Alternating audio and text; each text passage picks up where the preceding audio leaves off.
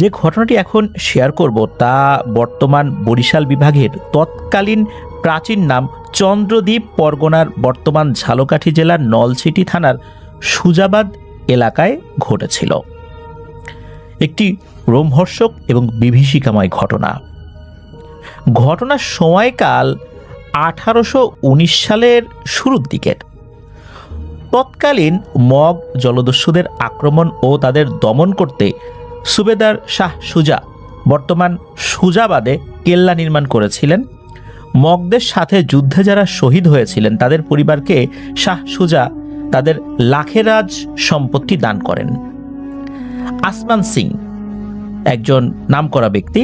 এই আসমান সিং এর পূর্বপুরুষ সুজাবাদ গ্রামটি লাখেরাজ সম্পত্তি হিসাবে বহু আগে লাভ করেছিলেন এবং তারা প্রবল ক্ষমতার সাথে তাদের অঞ্চল শাসন করেন। তাদের পূর্বপুরুষ রাজপুত সৈন্য ছিল।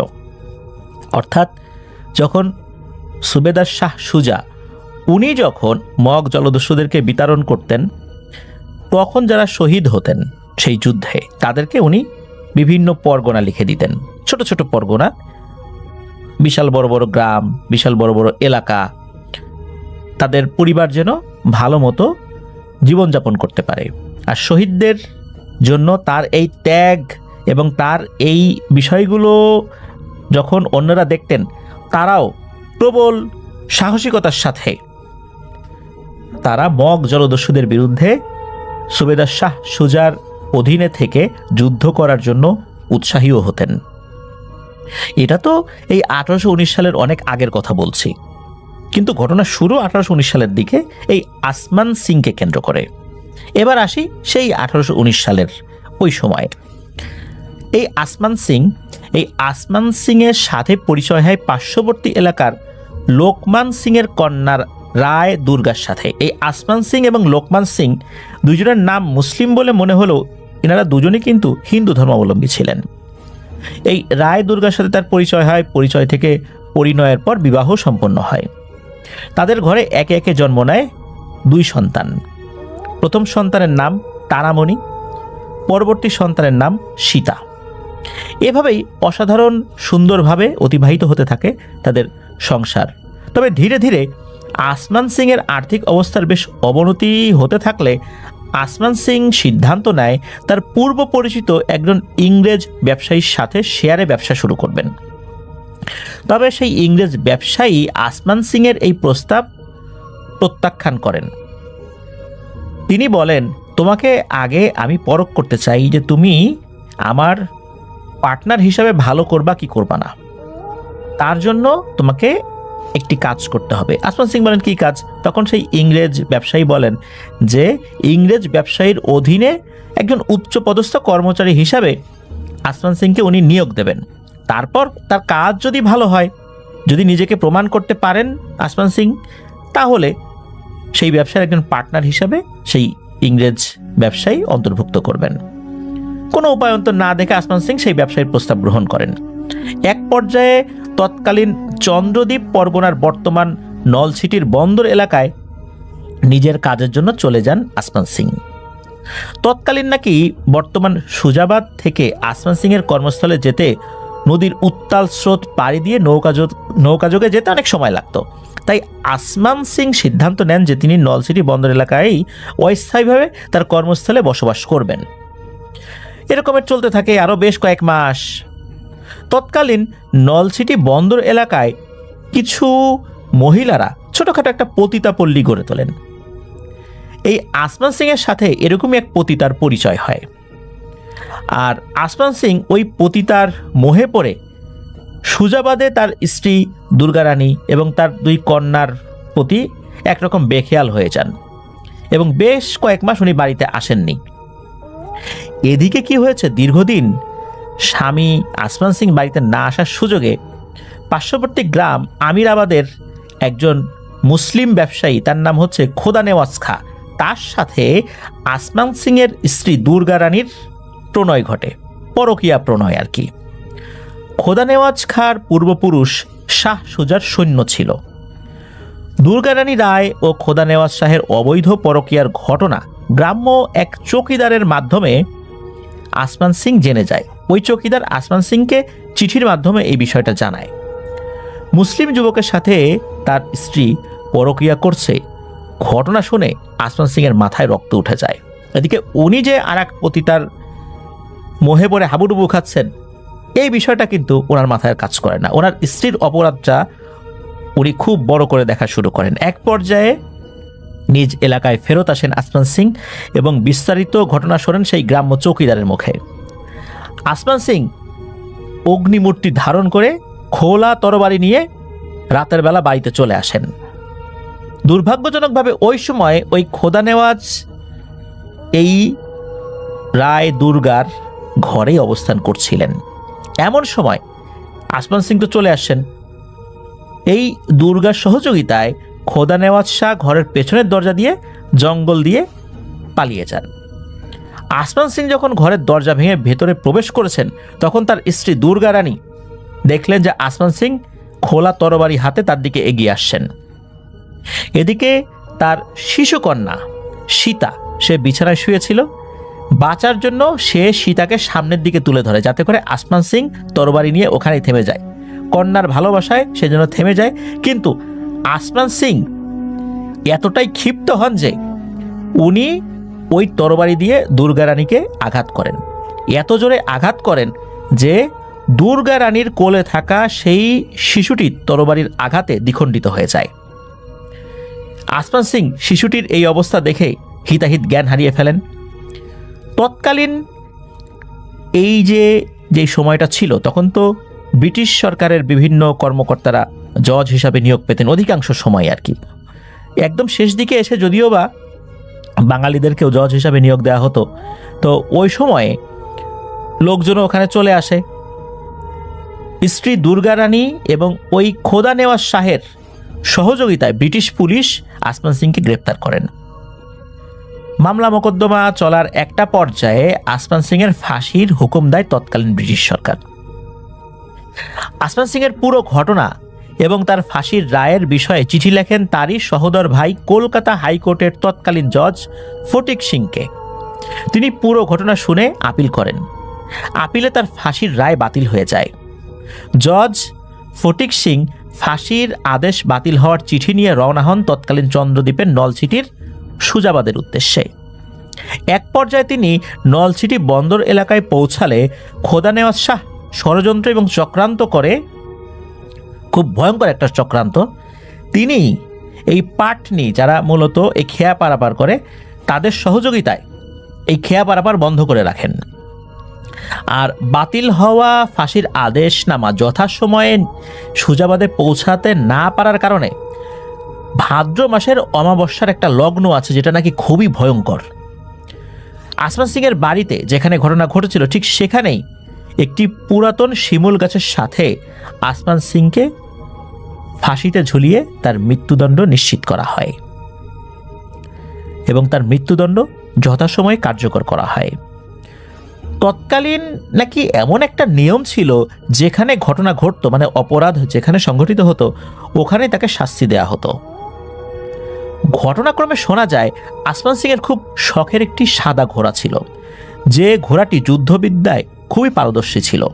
এটা ছিল আসমান সিংয়ের খুব প্রিয়। মৃত্যুর আগে নাকি আসমান সিং ঘোড়াটিকে জড়িয়ে ধরতে চেয়েছিলেন এবং জড়িয়ে ধরে নাকি অনেক কান্নাও করেছিলেন। আসমান সিংয়ের ফাঁসির পর রহস্যজনকভাবে তার সাদা ঘোড়াটিকে কেউ আর খুঁজে পায়নি। আসমান সিং মারা যাওয়ার পর রাতের আধারে মানুষ কিছু অদ্ভুত শব্দ শুনতে পাওয়া শুরু করে। টকবগিয়ে বন জঙ্গল ভেঙে চুরমার করে ঘোড়া ছুটছে, আর ঘোড়া যেরকম শব্দ করে ডাক দেয় ওই রকম ডাক দিচ্ছে, আর কে যেন বলছে, যা যা, আরো জোরে, আরো জোরে, আরো জোরে চল, এভাবে বলছে। এক পর্যায়ে ধীরে ধীরে চারদিকে উক্ত ঘটনা ছড়িয়ে পড়ে এবং ভয়ঙ্কর এক আতঙ্ক ভর করে তৎকালীন এলাকাবাসীর মাঝে। আস্তে আস্তে রাতের আধারে মানুষের চলাফেরা শিথিল হয়ে পড়ে। কেউ যেন রাতের আধারে বের হতেই সাহস পায় না। অনেকে বিভিন্নভাবে চেষ্টা করেছিলেন বিভিন্ন হুজুর কবিরাজ ডেকে এই সমস্যার সমাধান করার জন্য, কিন্তু কেউ এই সমস্যার সমাধান করতে পারেন নাই। এমন একদিন ওই সময়কার একজন ব্যক্তি আফসার উদ্দিন আকন্দ নামের একজন ভদ্রলোক, ইনি বৃদ্ধ ছিলেন, তিনি আমিরাবাদ বাজার থেকে বাজার করে রাতের বেলায় ফিরছিলেন সুজাবাদ গ্রামের দিকে নিজ বাড়িতে। তখন হয়তোবা রাত আনুমানিক 8টা কি 8:30 হবে। এমন সময় তিনি টের পান বন জঙ্গল ভেঙে চুরে একাকার করে কেউ যেন ঘোড়া ছুটে আসছে। তখন তিনি রাস্তার পাশে যে যাবেন সেই সুযোগও নেই, মনে হচ্ছিল উনি নড়তেই পারছেন না। তার সামনে দিয়ে প্রবল বেগে ছুটে আসছে আসমান সিং ঘোড়ার পিঠে বসে, আর ঘোড়ার পিঠে বসা আসমান সিং এর হাতে খোলা তরবারি। আসমান সিং এর এমন ভয়ঙ্কর রূপ দেখে তিনি হতবাক হয়ে প্রবল আতঙ্কে জ্ঞান হারিয়ে ফেলেন। পরের দিন লোকজন তাকে উদ্ধার করে বাড়িতে পৌঁছে দেয়। ধীরে ধীরে উনি পুরো ঘটনা খুলে বললেও উনি এতটাই ভয় পেয়েছিলেন যে এই ভয়ের কারণে উনি মৃত্যুবরণ করেন। কলিমুদ্দিন নামক এক ব্যক্তি ছিলেন, তিনি পেশাগতভাবে মাঝি ছিলেন, যার বাড়ি ছিল নলছিটির 60 পাকিয়া গ্রামে। তিনি নৌকা যোগে আসমান সিং এর বাড়ির পাশ দিয়ে যাচ্ছিলেন। কোনো এক রাত্রে তখন তিনি হঠাৎ করে প্রচণ্ড শব্দ শুনতে পান, যেন নদীর চর দিয়ে ভয়ানক আকারের একটি সাদা ঘোড়া আর তার পিঠে বসা এক সওয়ারি হাতে খোলা তরবারি নিয়ে নদীর বুকে চড়ে থাকা পানির উপর দিয়ে টক বগিয়ে ঘোড়া ছুটিয়ে যাচ্ছে। এমন ভয়ঙ্কর দৃশ্য দেখে তিনি নৌকার উপর মুহূর্তেই জ্ঞান হারিয়ে ফেলেন। তবে তার ভাগ্য ভালো যে তার সাথে আরও কিছু লোকজন ছিল নৌকার মাঝে, তারাও এটা দেখেছিলেন। শেষ যাত্রায় তিনি বেঁচে গেলেও চিরদিনের মতো তিনি কর্মক্ষমতা হারিয়ে ফেলেন। এভাবে চলতে থাকে মাস, বছর, যুগের পর যুগ। আসমান সিং আর তার ভয়ঙ্কর সাদা ঘোড়ার কাহিনী পরবর্তী সময়ে আসমান সিং এর বাড়ি কেন্দ্রিক শত শত ঘটনা ঘটেছিল, যা চলমান ছিল। পর্যায়ক্রমে আসমান সিং এর স্ত্রী দুর্গা রানী সবকিছু হারিয়ে এক প্রকার অচল হয়ে পড়ে। ধীরে ধীরে পুরোপুরি উনি পাগল হয়ে যান। এক পর্যায়ে ভিক্ষাবৃত্তি করে জীবনযাপন করতে থাকেন।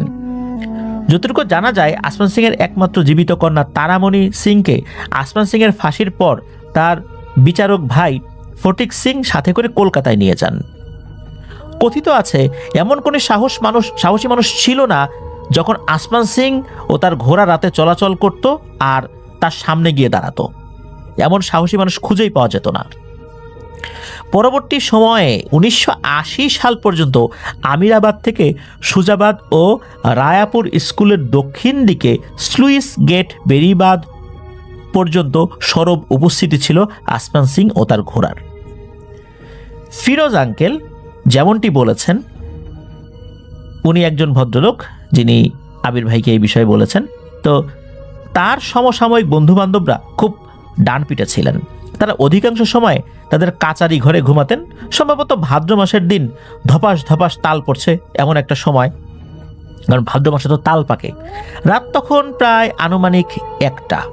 হঠাৎ ঝনঝন ঝনঝন, টকবক টকবক, যা যা আরো জোরে চল, আরো জোরে চল, ছোট আমার সাদা ঘোড়া, ছোট আমার প্রিয় ঘোড়া, এরকম শব্দ করতে করতে সামনের দরজা দিয়ে কে যেন ধেয়ে আসছে।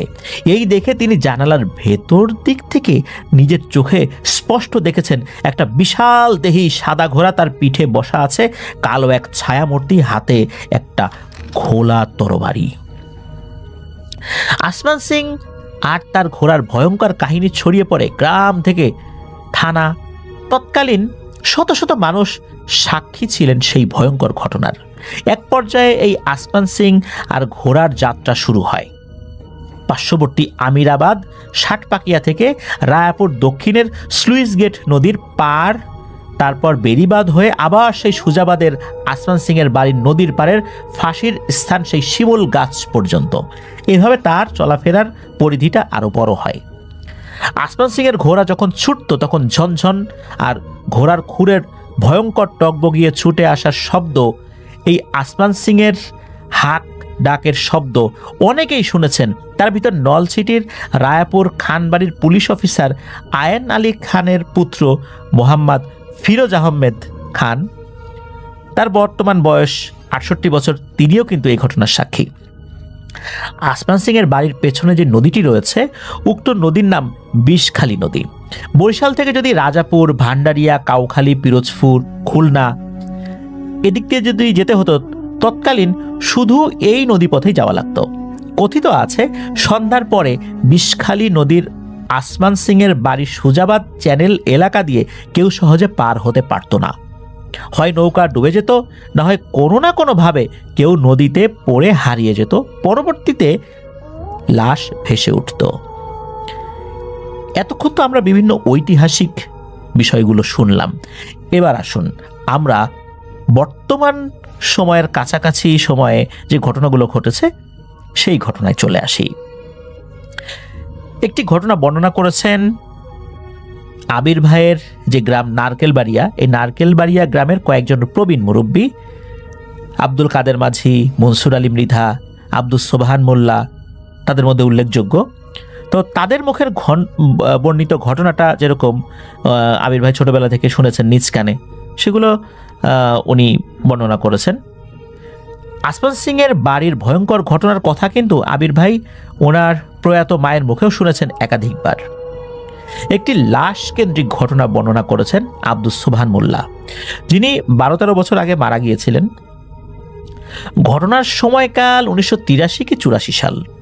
তিনি যেমনটি বলেছেন যে তার স্ত্রীর কয়েকজন আত্মীয় স্বজন, তারপর তার স্ত্রীর একজন বড় ভাই, নাম হলো আব্দুল মান্নাফ, যাদের বাড়ি ছিল রাজাপুর বাদুরতলা নামক স্থানে, তিনি হঠাৎ করে কলেরায় আক্রান্ত হয়ে প্রচুর অসুস্থ হয়ে পড়েন। এই খবর পেয়ে এই সোবহান মোল্লা তার স্ত্রীকে নিয়ে আব্দুল কাদের মাঝির ছাউনিওয়ালা নৌকা, যেটাকে ওই সময় ওনাদের এলাকায় কেয়ারের নৌকা বলতো, ভাড়া করে, ওই নৌকাটা ভাড়া করে উনি শ্বশুর বাড়িতে যান।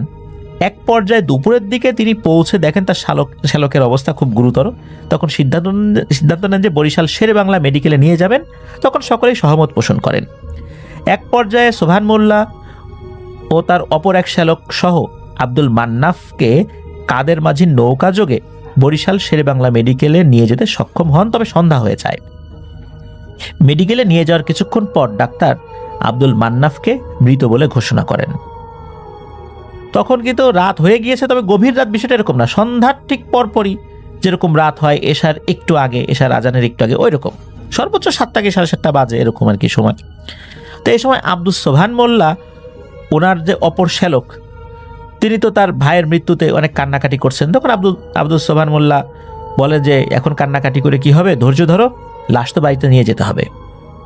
তখন এই আব্দুল কাদের মাঝি বলেন, এখন কি লাশটা নিয়ে যাওয়া ঠিক হবে?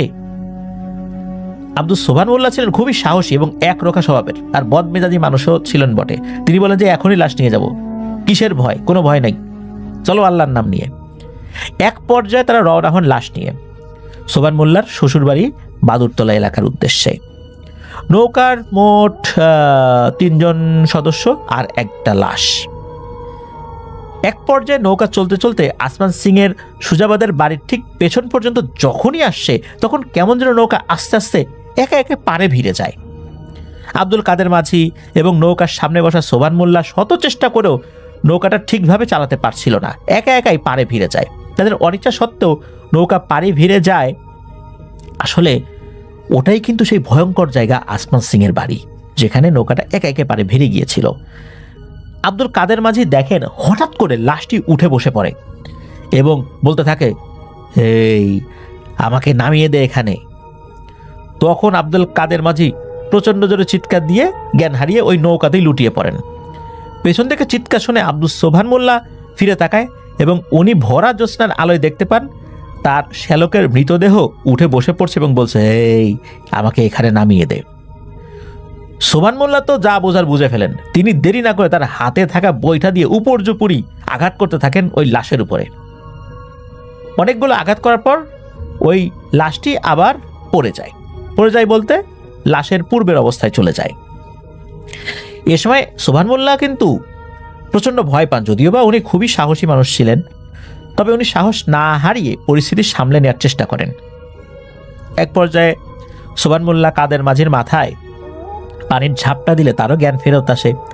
পরবর্তী সময়ে তারা আবারও রওনা হন। তখন সোবহান মোল্লা বলেন যে তার ছোট শ্যালককে উনি বলেন যে তুই মাঝির সাথে বস, যা কিছু হয়ে যাক ভয় পাবি না, আর যদি কেউ ভয় পাস তাহলে কিন্তু আমরা কেউই বাঁচবো না, আমরাও লাশ হয়ে যাব এই লাশের সাথে। এরপর তারা যতটুকু দোয়া দুরুদ জানতেন তাই পড়া শুরু করে রাত প্রায় 2:45টার দিকে লাশ নিয়ে আল্লাহর রহমতে সহি সালামতে বাড়িতে ফেরত আসতে সক্ষম হন। তখন আত্মীয় স্বজনরা নৌকা থেকে লাশ উঠিয়ে নিয়ে যায় এবং কাদের মাঝি সহ সোবান মোল্লা সহ সবাই হাত মুখ ধুয়ে ঘরে ঢোকেন। পরের দিন সোবান মোল্লা বলেন যে উনি দেখেছিলেন যে অনেক বড় বড় বিশাল দেহী শেয়াল নৌকার পাশে পাশে দৌড়াচ্ছিল, কিন্তু উনি কাউকে কিছু বলেন নাই, অন্যরা অবশ্য এটা দেখে নাই, কিন্তু উনি এটা দেখেছিলেন। তখন উনি নাকি বুঝতে পেরেছিলেন এগুলো কোনো সাধারণ শেয়াল নয়, এগুলো লাশ খেয়ে খুব ভয়ঙ্কর পিশাচ। যদি একবার নৌকায় উঠতে পারত তাহলে লাশের পাশাপাশি ওনাদেরকেও খেয়ে ফেলত। তাই সোবান মোল্লা ভয় না পেয়ে শক্ত হাতে প্রতিকার করতে চেয়েছিলেন। আশ্চর্যজনকভাবে কাদের মাঝি ও সোবান মোল্লা ধীরে ধীরে বেশ অসুস্থ হয়ে পড়েন। তবে দীর্ঘদিন চিকিৎসা নিয়ে আল্লাহর রহমতে পরবর্তীতে তারা সুস্থ হয়েছিলেন। এলাকার প্রবীণ মুরব্বীরা বলতেন যে সহজে কেউ আসমান সিং এর বাড়ির পাশের নদী দিয়ে লাশ নিয়ে নাকি আসতো না, তাহলে ভয়ঙ্কর বিপদ হতো। লাশ নিয়ে আসলে আসমান সিং এর বাড়ির সামনে আসা মাত্র লাশের নৌকা হয় ডুবে যেত, নতুবা নৌকা টেনে ধরত অদৃশ্য কোনো শক্তি। কালের বিবর্তনে আসমান সিং এখন এক ইতিহাস, কিন্তু আসলে কি ইতিহাস? ওই নদীটার নাম বিষখালী নদী। ওই নদীতে এখনো নাকি ভয়ঙ্কর ঘটনা ঘটে। আসমান সিং এর এই ঘটনা নিয়ে কিন্তু বহু বছর পুঁথি পাঠ হতো। পুঁথি গান আমরা অনেকে শুনেছি, একটা বিশেষ সুর করে এই পুঁথি পাঠ করা হয়। তো এরকম পুঁথি পাঠ কিন্তু আসমান সিং, দুর্গা রানী, তারপর এই দুর্গা রানীর যিনি পরকীয়া প্রেমিক, তারপর আসমান সিং কিভাবে পতিতার প্রেমে মজে গিয়েছিলেন, তারপর এই ভয়ঙ্কর ঘটনা সবকিছু পুঁথি আকারে বহু বছর নাকি বিভিন্ন এলাকায় পঠিত হয়েছে। শুধু যে বরিশাল এলাকায় পঠিত হয়েছে বিষয়টা এরকম না, বাংলাদেশের পুঁথি সাহিত্যেও এই আসমান সিং এর ঘটনা নাকি রয়েছে। আসমান সিং এর যে বাড়ি, এই বাড়ির আশেপাশে এখনো নাকি কোনো বাড়িঘর সেভাবে হয়নি। মানুষ এখনো মাঝে মাঝেই নাকি ভয় পায়, এখনো নাকি আসমান সিংকে দেখা যায়।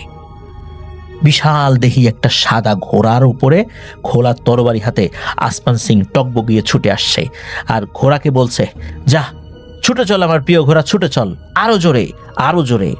এরকম বলতে বলতে আসমান সিং ছুটে যায়। আসমান সিং এর যেই মেয়ে তো তার চাচার কাছে বড় হয়েছে, তার কি হয়েছে পরবর্তীতে জানা যায় না। আর আসমান সিং এর আর একটা মেয়ে, সে তো আসমান সিং এর হাতেই মারা গিয়েছে। আর আসমান সিং এর স্ত্রী দুর্গা রানীর সেই পরকীয়া প্রেমিকের কি হয়েছিল এটাও ওভাবে জানা যায় না। তারা কিভাবে নৌকা চলাচল বন্ধ করে দিয়ে এই ঘটনাটি ঘটিয়েছিল, আসমান সিং তিনি মারা যান। আর একটা ব্যাপার, সেটা হচ্ছে আসমান সিং যখন মারা যায় তখন ছিল ভাদ্র মাসের অমাবস্যা তিথি। অনেকেই বলে থাকেন, বিশেষ করে যারা তান্ত্রিক কবিরাজ, তারা বলে থাকেন এই ভাদ্র মাসের অমাবস্যা তিথিতে যদি কেউ অপঘাতে মারা যায় বা অস্বাভাবিক মৃত্যু হয় বা গলায় ফাঁস দিয়ে মারা যায় বা কাউকে মারা হয়, ওই সময়ে ওখানে যদি পিশাচ শ্রেণীর জিন থাকে সে নাকি ভয়ঙ্কর শক্তিশালী হয়ে যায়, সে ব্রহ্মদৈত্য হয়ে যায়। কথিত আছে এইভাবে যদি কেউ ব্রহ্মদৈত্য হয়ে যায় তাহলে তার বিনাশ করা খুবই কঠিন, সে অত্যন্ত শক্তিশালী হয়ে যায় এবং সে লাশ খেকো পিশাচ হয়ে যায় এবং তাকে কখনোই দমানো যায় না। তাকে যেই দেখবে তারই বড় ধরনের কোনো ক্ষতি হয়ে যাবে। আসমান সিং এর ঘোড়াটার আসলে কি হয়েছিল এটা জানা যায় না। ওই ঘোড়াটিকে কেউ জীবিত দেখেনি, কিন্তু আসমান সিং এর মৃত্যুর পর থেকে এরকম ঘটনা ঘটে। অনেকেই বলেন ওই সময় কোনো একটা পিশাচ ওখানে ছিল সেই গাছের কাছে, সেই হয়তোবা এরকম ভয়ঙ্কর শক্তিশালী হয়ে আসমান সিং হয়ে ঘুরে বেড়াচ্ছে আজও। সে কাহিনী আজও ঘটে চলছে। প্রিয় লিসেনার্স, এনামুল হক আবির ভাই এই বিষয়ে বিভিন্ন ধরনের তন্ত্রবিদ্যায় পারদর্শী যারা আছেন, ওনার পরিচিত যাদেরকে উনি চেনেন যে তারা তান্ত্রিক, এনাদের সাথে কথা বলেছিলেন যে ভাদ্র মাসের অমাবস্যা তিথিতে যদি কারো অপঘাতে মৃত্যু হয় তাহলে আসলেই এরকম ঘটনা ঘটে কিনা। তারা বলেছেন হ্যাঁ, ওখানে যদি পিশাচ শ্রেণীর কোনো জিন থাকে তাহলে তারা খুব শক্তিশালী হয়ে যায় এবং তারাই এরকম শক্তিশালী হয়ে মানুষকে ভয় দেখাতে থাকে এবং এদের শক্তি হয়ে যায় অসম্ভব রকমের বেশি, যাদেরকে সহজে দমানোই যায় না, যেটা আসমান সিং এর বেলায় হয়েছিল। প্রিয় লিসেনার্স, এক ঐতিহাসিক সত্য ঘটনা যেটা আজও ঘটে চলছে। ধন্যবাদ জানাচ্ছি এনামুল হক আবির ভাইকে। এমন একটি ঘটনা যা ইতিহাসের পাতায়ও রয়েছে, পুঁথি আকারে রয়েছে, আমাদের পুঁথি সাহিত্যেও আসমান সিং এর ঘটনা রয়েছে। এমন একটি ঘটনা যে আসলে কখনো আমাদের চ্যানেলে বলতে পারবো এটাও ভাবতে পারিনি।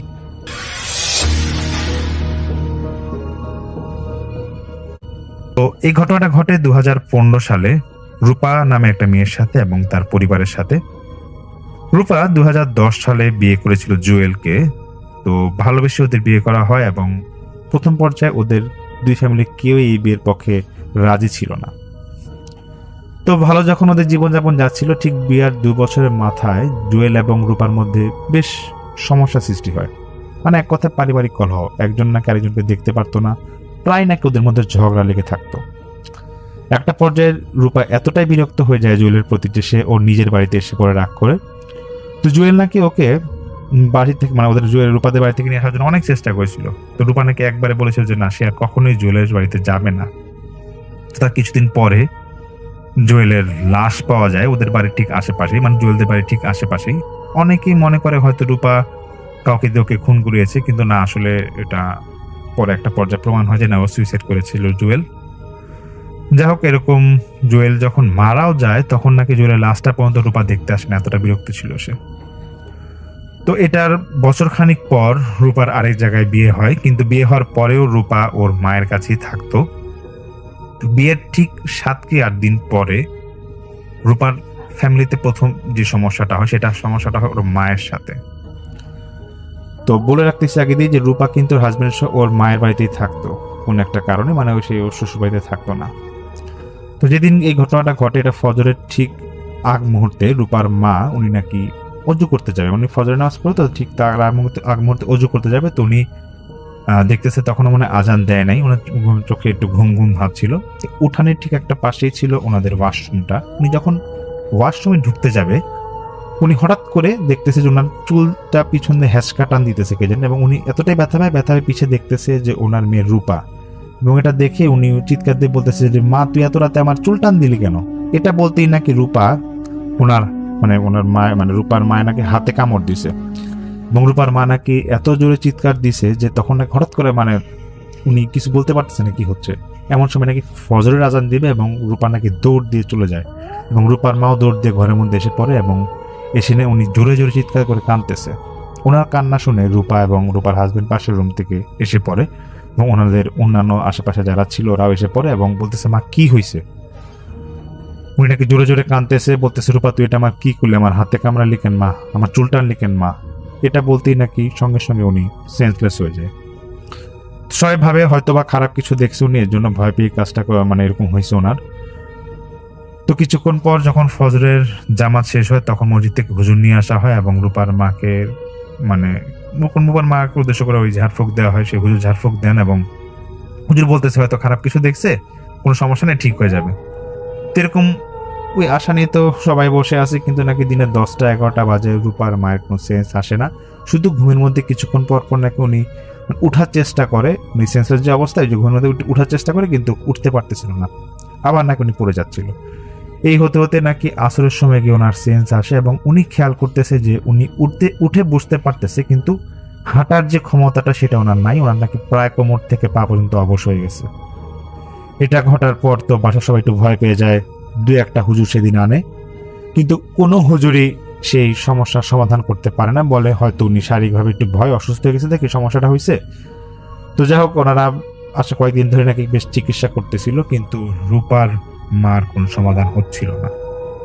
এদিকে তো রূপার মা অসুস্থ। ঠিক তার 2-1 দিন পরে উনি ঘুমের মধ্যে হঠাৎ করে স্বপ্ন দেখতেছে যে ওনার আগের যে হাজবেন্ড জুয়েল ওনাকে ডাকতেছে এবং বলতেছে যে রূপা, তুমি আমার কাছে এসে পড়ো, তুমি আর ওই বাড়িতে থাইকো না। এই কথা যখন বলতেছে তখন নাকি রূপা হঠাৎ করে ঘুম থেকে উঠে গেছে। সে উঠে দেখতেছে ওর পাশে ওর বর্তমান যে স্বামী সেই শোয়া। তো যাই হোক, এরকম তো রূপা শুয়ে যায়, মানে রূপা শুয়ে যাওয়ার পর আবার সে স্বপ্ন একই দেখতেছে। ওর আগের স্বামী জুয়েল বলতেছে যে তুমি খুব ক্ষতি করলে আমার, তুমি আমাকে বাঁচতে দিলে না ঠিকভাবে। তো রূপা নাকি একটু ঘুম থেকে উঠে সে ভাবতেছে কি ব্যাপার, এতদিন পর আমি জুয়েলকে স্বপ্ন দেখতেছি, এগুলা কেন হইতেছে, আর পর কেন আমি ওকে দুবার স্বপ্ন দেখলাম। তো যাই হোক, এরকম সমস্যা হচ্ছিল। তো একটা হুজুর, বেশ বড় একটা হুজুর ওদের বাসায় আনা হয়। তো সেই হুজুরকে বলা হয় সম্পূর্ণ ঘটনা, যে এরকম আমার মা এরকম অসুস্থ হয়ে গেছে, উনি পায়ের নিচ থেকে এরকম পায়ের নিচটা ওনার প্রায় অবশ্য গেছে, কি করা যায়, কি আসলে খারাপ কিছু ওনাকে ভর করছে নাকি অন্য কিছু হয়েছে, একটু দেখেন না। আর রূপা বলতেছে যে আমিও অনেক সময় উল্টাপাল্টা স্বপ্ন দেখতেছি, এগুলো একটু দেখেন, কি আমাদের বাসায় কোনো কিছু খারাপ কিছু হয়েছে নাকি বা কেউ আসর করছে নাকি। তখন সেই হুজুর বলতেছে যে কোনো কিছু আসর করে নাই, তবে আপনারা মনে হয় কারো ক্ষতি করতে চাইছিলেন, ওইটাকে ওইরকম কেউ মনে হয় আপনাদের সমস্যা করতেছে। এটা বলার পরে সেই বড় হুজুর চলে যায়, এবং সেই বড় হুজুর চলে যাওয়ার সময় সে তসলিম সাহেবের ঠিকানা দিয়ে বলতেছে, দেখেন আমার থেকে আর একজন আধ্যাত্মিক লাইনের একজন মানুষ আছে, ওনার সাথে যোগাযোগ করেন, দেখেন উনি সমস্যা একটা সমাধান করতে পারবে। তো বাসায় যখন এরকম সমস্যা চলতেছিল, তার কয়েকদিন পর নাকি সে তসলিম সাহেবকে খবর দেওয়া হয়, এবং তসলিম সাহেব উনি আসেন। তসলিম সাহেব যখন ওই বাড়ির উদ্দেশ্যে রওনা দিবেন, তখন উনি ওনার বন্ধু জিনকে বলতেছে যে উনি যে জিনকে পালতো সেই জিনকে বলতেছে যে বন্ধু, আমি তো যাচ্ছি একটা সমস্যা নিয়ে, তো একটু বলো না ওই বাসায় কি হইতে পারে, একটু জেনে যাই তোমার থেকে। তখন সে বন্ধু জিন বলতেছে যে তুমি বাসায় যাবা সবই ঠিক আছে, কিন্তু ওই বাসায় যদি কোনো মেয়ে বা কোনো মহিলা যদি তোমাকে কিছু বলে, এটা সহজে বিশ্বাস করবা না, এটাই তোমাকে বলে রাখলাম, তারপর তুমি যা করার করো, নাহলে আমাকে ডাকবা তুমি। তখন তসলিম সাহেব সে বাসায় যায় এবং সবার কাছ থেকে ঘটনাগুলো শুনে যে কি সমস্যা কার কি হচ্ছিল। তো তসলিম সাহেব প্রথমে রূপাকে ডাকে, বলতেছে যে তোমার সাথে আমার কিছু কথা আছে, তো আমি তোমাকে নিয়ে একটু বসবো, আর ওই আশেপাশে একটু খাবার পানি রেখো, একটু পানি রাখতে পারে। তখন একটা জায়নামাজে তসলিম সাহেবের বিপরীতে রূপাকে বসানো হয়, এবং রূপার স্বামী পাশেই ছিল, বর্তমান স্বামী যে ছিল, এবং রূপার মাও খাটের মধ্যে বসা। তো তসলিম সাহেব বলতেছে, রূপাকে দেখেই বলতেছে যে তোমাকে খারাপ কিছু একটা আসর করছে, এবং তোমার মাকেও আসর করছে, এজন্য তোমার মা তো অসুস্থ আছেই, এবং তুমি যে মাঝে মাঝে খারাপ স্বপ্ন দেখো, এবং তোমাকে দেখে বোঝা যাচ্ছে তোমাকে খারাপ কিছু একটা আসর করছে, এবং তুমি বুঝতেছো না যে তোমার শরীরের মধ্যে কি কি সমস্যা আছে, আমি এটা তোমাকে দেখেই বুঝতে পারতেছি। তো তসলিম সাহেব বলে যে ঠিক আছে, সমস্যা না, আমি পুরো ঘরের দরজা জানলা সবকিছু আটকায় দাও, আমি একটা জিন হাজির করব, এটাতে ভয় পাওয়ার কিছু নাই। এবং রূপার হাজবেন্ডকে বলতেছে যে আপনার স্ত্রীর উপর একটা আমি জিন হাজির করবো, তো আপনারা ভয় পাবেন না। তখন শুধু ওর বন্ধু জিনটা তসলিম সাহেবের কানে কানে নাকি এসে বলে গেল যে কোনো বেইনসাফি করবেন না, যেটা করবেন ঠিকই করবেন, কিন্তু কোনো মেয়ে মানুষের কথা এখানে এই ঘরে বিশ্বাস করবেন না। কিছুক্ষণের মধ্যে নাকি সেই রূপার উপরে একটা জিন এসে ভর করে, এবং জিন ভর করার সঙ্গে সঙ্গে তসলিম সাহেব বলতেছে যে তুই এই ফ্যামিলিটার প্রতি এরকম সমস্যা সৃষ্টি করছিস কেন, কি করছিস, কি হয়েছে এখানে বলতো আমাকে। তখন সেই জিনটা বলতেছে যে আমি যদি সত্য কথা বলি তাহলে এটা সমাধান করতে পারবেন, তাহলে আমি এটার সত্য কথাটা বলবো। তখন তসলিম সাহেব বলতেছে হ্যাঁ, আমি এটা সমাধান করবো, বল কি হয়েছে, কি সমস্যা করছে তোর এই ফ্যামিলি। তখন সেই জিনটা বলতেছে, যেটা রূপার উপর ভর করেছিল, সে বলতেছে দেখেন আমি অন্য ধর্মের একটা জিন, তো আজ থেকে বছরখানিক আগে রূপার মা একটা খারাপ কাজ করছে, এর জন্য আমি ওইটার একটা ওই কারণে আমি আজকে এই ওদের ঘরে সমস্যাটা করতেছি। তো তসলিম সাহেব বলছে কি সমস্যা একটু শুনি। তখন সেই জিন বলতেছে যে রূপা একটা ছেলেকে ভালোবেসে বিয়ে করছিল, জুয়েল, এবং রূপার মা এটা সহ্য করতে পারতো না, এবং উনি আমাকে ওই বিয়ের 2 বছরের মাথায় একটা ওঝার মাধ্যমে আমাকে জুয়েলের প্রতি ভর করাইছিল, ব্ল্যাক ম্যাজিক বা কালো জাদু যেটাই হোক, ওই রকম ভর করাইছিল। তো ভর করানোর পর থেকে আমি সবসময় জুয়েলের পিছিয়ে লেগেছিলাম, এবং জুয়েলের সবসময় ক্ষতি করতাম, এবং তার পাশাপাশি চেষ্টা করতাম যাতে রূপা জুয়েলকে ভুল বুঝে, এবং একটা পর্যায়ে জুয়েলকে আমি ওর মধ্যে আমি ঢুকে আমি ওকে মেরে ফেলি, যেভাবে ও আত্মহত্যা করে। কিন্তু আত্মহত্যা করার পরে আমি যা দেখলাম যে আসলে রূপার মায়েরই দোষ, ওই ছেলের কোনো দোষ ছিল না। তারপর থেকেই আমি প্রতিজ্ঞা করি যে রূপা যদি কখনো বিয়ে করে তাহলে আমি রূপার এবং রূপার মায়ের ক্ষতি করব। আর এই জন্য আমি দেখলাম যে রূপা যে এরকম বিয়ে করছে, তারপর বিয়ের কয়েকদিনের মাথায় এসে আমি রূপার মাকে প্রথমে ক্ষতি করি, এবং আমি এতটাই ক্ষতি করি যে ওনার হাঁটা চলা পুরো বন্ধ করে দিছে আমি, সে জিন বলে আর কি। এবং সেই জিন এটাও বলে যে এখন আমি রূপাকে শেষ করব, কিন্তু আমি রূপাকে শেষ করতে পারি না, কারণ রূপার যেই রাশি, সেই রাশি আমার এখানে, মানে আমি সেই রাশির মানে কোনো ক্ষতি করতে পারতেছি না। তো যাই হোক, এটা বলার পরে মানে তসলিম সাহেব একটু অবাক হয়ে যায় এবং তসলিম সাহেব বলতেছে, এগুলো ভুয়া কথা বাদ দে, এইসব মিথ্যা কথা বলবি না, ওরা এত ক্ষতি করতে পারে না। তসলিম সাহেবের বন্ধু জিন নাকি আবার ওনার কানে কানে এসে বলতেছে যে আপনি কি এই জিনের কথা আপনি বিশ্বাস করেন, আপনি এখানে বেইনসাফি করবেন না, এটা একটা সহজ সমাধান আপনি করে যান। তো এটা যখন বলতেছিল, তসলিম সাহেব নাকি সঙ্গে সঙ্গে বন্ধু জিনের কথায় নাকি তিনি বিশ্বাস করে এবং তিনি বদ জিনটাকে বলতেছে যে তোর এখন শেষ কথা কি বলে যা।